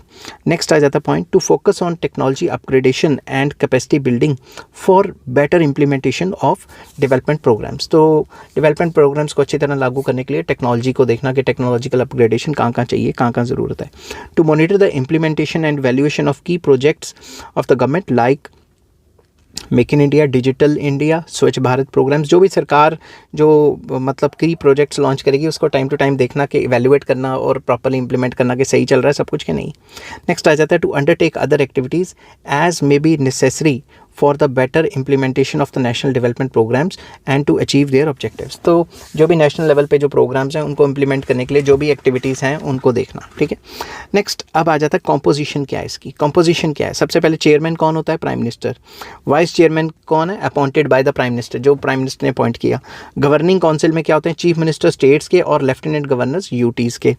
रीजनल काउंसिल में कौन आ जाता है, फॉर्म्ड ऑन नीड बेसिस, अगर ज़रूरत है तो बनाई, नहीं तो नहीं, ठीक है। Comprising of chief minister, CMs मतलब chief ministers and lieutenant governors of the region. जैसे नॉर्थ रीजन के बना रहे हैं तो वहाँ के सीएम और लेफ्टिनेंट गवर्नर्स आ जाएंगे। फुल टाइम मेंबर्स 3 हैं। Ex officio members, members of union council of ministers nominated by prime minister, ये भी प्राइम मिनिस्टर नॉमिनेट करते हैं। स्पेशल इन्वाइटीज़, कोई एक्सपर्ट या फिर कोई स्पेशलिस्ट हो या फिर कोई प्रैक्टिशनर हो जिसकी कोई स्पेसिफिक नॉलेज है, जिसकी ज़रूरत पड़ जाए। चीफ एग्जीक्यूटिव ऑफिसर जो CEO है, फॉर फिक्स टेन्योर के लिए चुना जाएगा। Persons with rank of secretary to the government of India, उस रैंक के बंदे को रखा जाता है। और सेक्रेटेरिएट कहाँ पे है, एज डीम्ड नेसेसरी, अगर ज़रूरत है तो सेक्रेटेरिएट होगा, नहीं तो नहीं होगा, ठीक है। तो ये कंपोजिशन है। तो नेक्स्ट टॉपिक मैं आपके साथ डिस्कस करूंगा प्लानिंग कमीशन वर्सेस नीति आयोग के, इसमें क्या क्या फ़र्क है, ठीक है।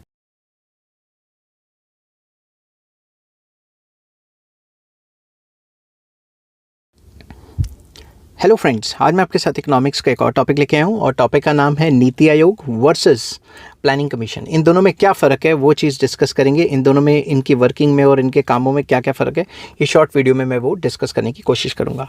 चलिए शुरू करते हैं। NITI Aayog work as an advisory body और थिंक टैंक। नीति आयोग का काम है सिर्फ एडवाइस करना और थिंक टैंक, सोचना क्या होगा, कैसे होगा। It will provide relevant strategic and technical advice to the centre and state governments. ये सिर्फ एडवाइस देता है कि भाई सेंटर और स्टेट गवर्नमेंट को ये करना चाहिए, but it will not have powers to allocate funds to centre and state governments. इसके पास ये पावर नहीं है कि पैसे एलोकेट कर सके। This power will be vested in finance ministry. ये पावर फाइनेंस मिनिस्ट्री को दी गई है नीति आयोग के अंडर। नेक्स्ट आ जाता है planning commission. Planning commission enjoyed the power to allocate funds to centre and state governments. तो प्लानिंग कमीशन के पास पूरी पावर थी कि वो सेंटर गवर्नमेंट और स्टेट गवर्नमेंट्स को एलोकेट कर सकता था funds. It also worked as an advisory body. ये एडवाइजरी बॉडी भी थी, मगर जो नीति आयोग है वो तो है ही advisory body. So the work of planning commission was more comprehensive. जो प्लानिंग कमीशन का काम था वो ज़्यादा बड़ा था। सेकेंड पॉइंट आ जाता है नीति आयोग में, role of state governments is expected to be more significant than their role in the era of planning commission. Planning commission के टाइम पे स्टेट गवर्नमेंट्स का रोल इतना इंपॉर्टेंट नहीं था जितना नीति आयोग के टाइम पे है। State governments will have more powers and freedom in framing plans. वो अपने हिसाब से प्लान बना सकते हैं, मगर प्लान को पूरा करने के लिए उनके पास पैसे तो है नहीं, सेंट्रल गवर्नमेंट पता नहीं देगी नहीं देगी, ठीक है ना। It will promote cooperative federalism. इससे क्या हुआ, जब स्टेट गवर्नमेंट्स को ज़्यादा पावर मिली तो फेडरल स्ट्रक्चर को काफ़ी मजबूती मिलती है। दूसरी तरफ state governments enjoyed less power in designing state plans. उनके पास उतनी पावर्स नहीं होती थी कि वो स्टेट लेवल पे प्लान बना सकें। They had to get approval from planning commission for finalising their state plans. उनको अपने स्टेट प्लान्स को फॉर्मुलेट करने के लिए, बनाने के लिए पहले उनसे जो अप्रूवल लेनी पड़ती थी, तभी तो वो पैसे पास करेंगे ना। थर्ड आ जाता है नीति आयोग में, the number of full time members is less than planning commission. It is a smaller body. ये जो नीति आयोग है ये स्मॉलर बॉडी है, बट प्लानिंग कमीशन में the planning commission was comparatively a larger body. Last planning commission had 8 full time members. 8 full time members है, यहाँ 3 होते हैं, ठीक है। Next, NITI Aayog can have part time members. इसके पास पार्ट टाइम मेंबर्स भी हो सकते हैं। These will be from leading universities, research institutions और experts with special knowledge. But planning commission had no provision for part time members. उनके पास, जो प्लानिंग कमीशन है उसके पास पार्ट टाइम मेंबर्स की कोई प्रोविज़न नहीं था। तो नीति आयोग में क्या है, member secretary will be known as CEO, chief executive officer, and will be appointed by prime minister. तो प्राइम मिनिस्टर इसको अपॉइंट करेगा। मगर दूसरी तरफ members and member secretary were appointed through usual process like government employees. Government employees में से लिए जाते हैं जो अपनी फील्ड में एक्सपर्ट हो। There was no designation of CEO का कोई डेजिग्नेशन जो प्लानिंग कमीशन है उसके अंडर नहीं आता था, ठीक है। ये थे कुछ डिफरेंसेस जो प्लानिंग कमीशन और नीति आयोग के बीच में हैं। आई होप ये वीडियो आपको पसंद आई होगी। अगर पसंद आती है तो please like, share and subscribe. Take care, bye bye.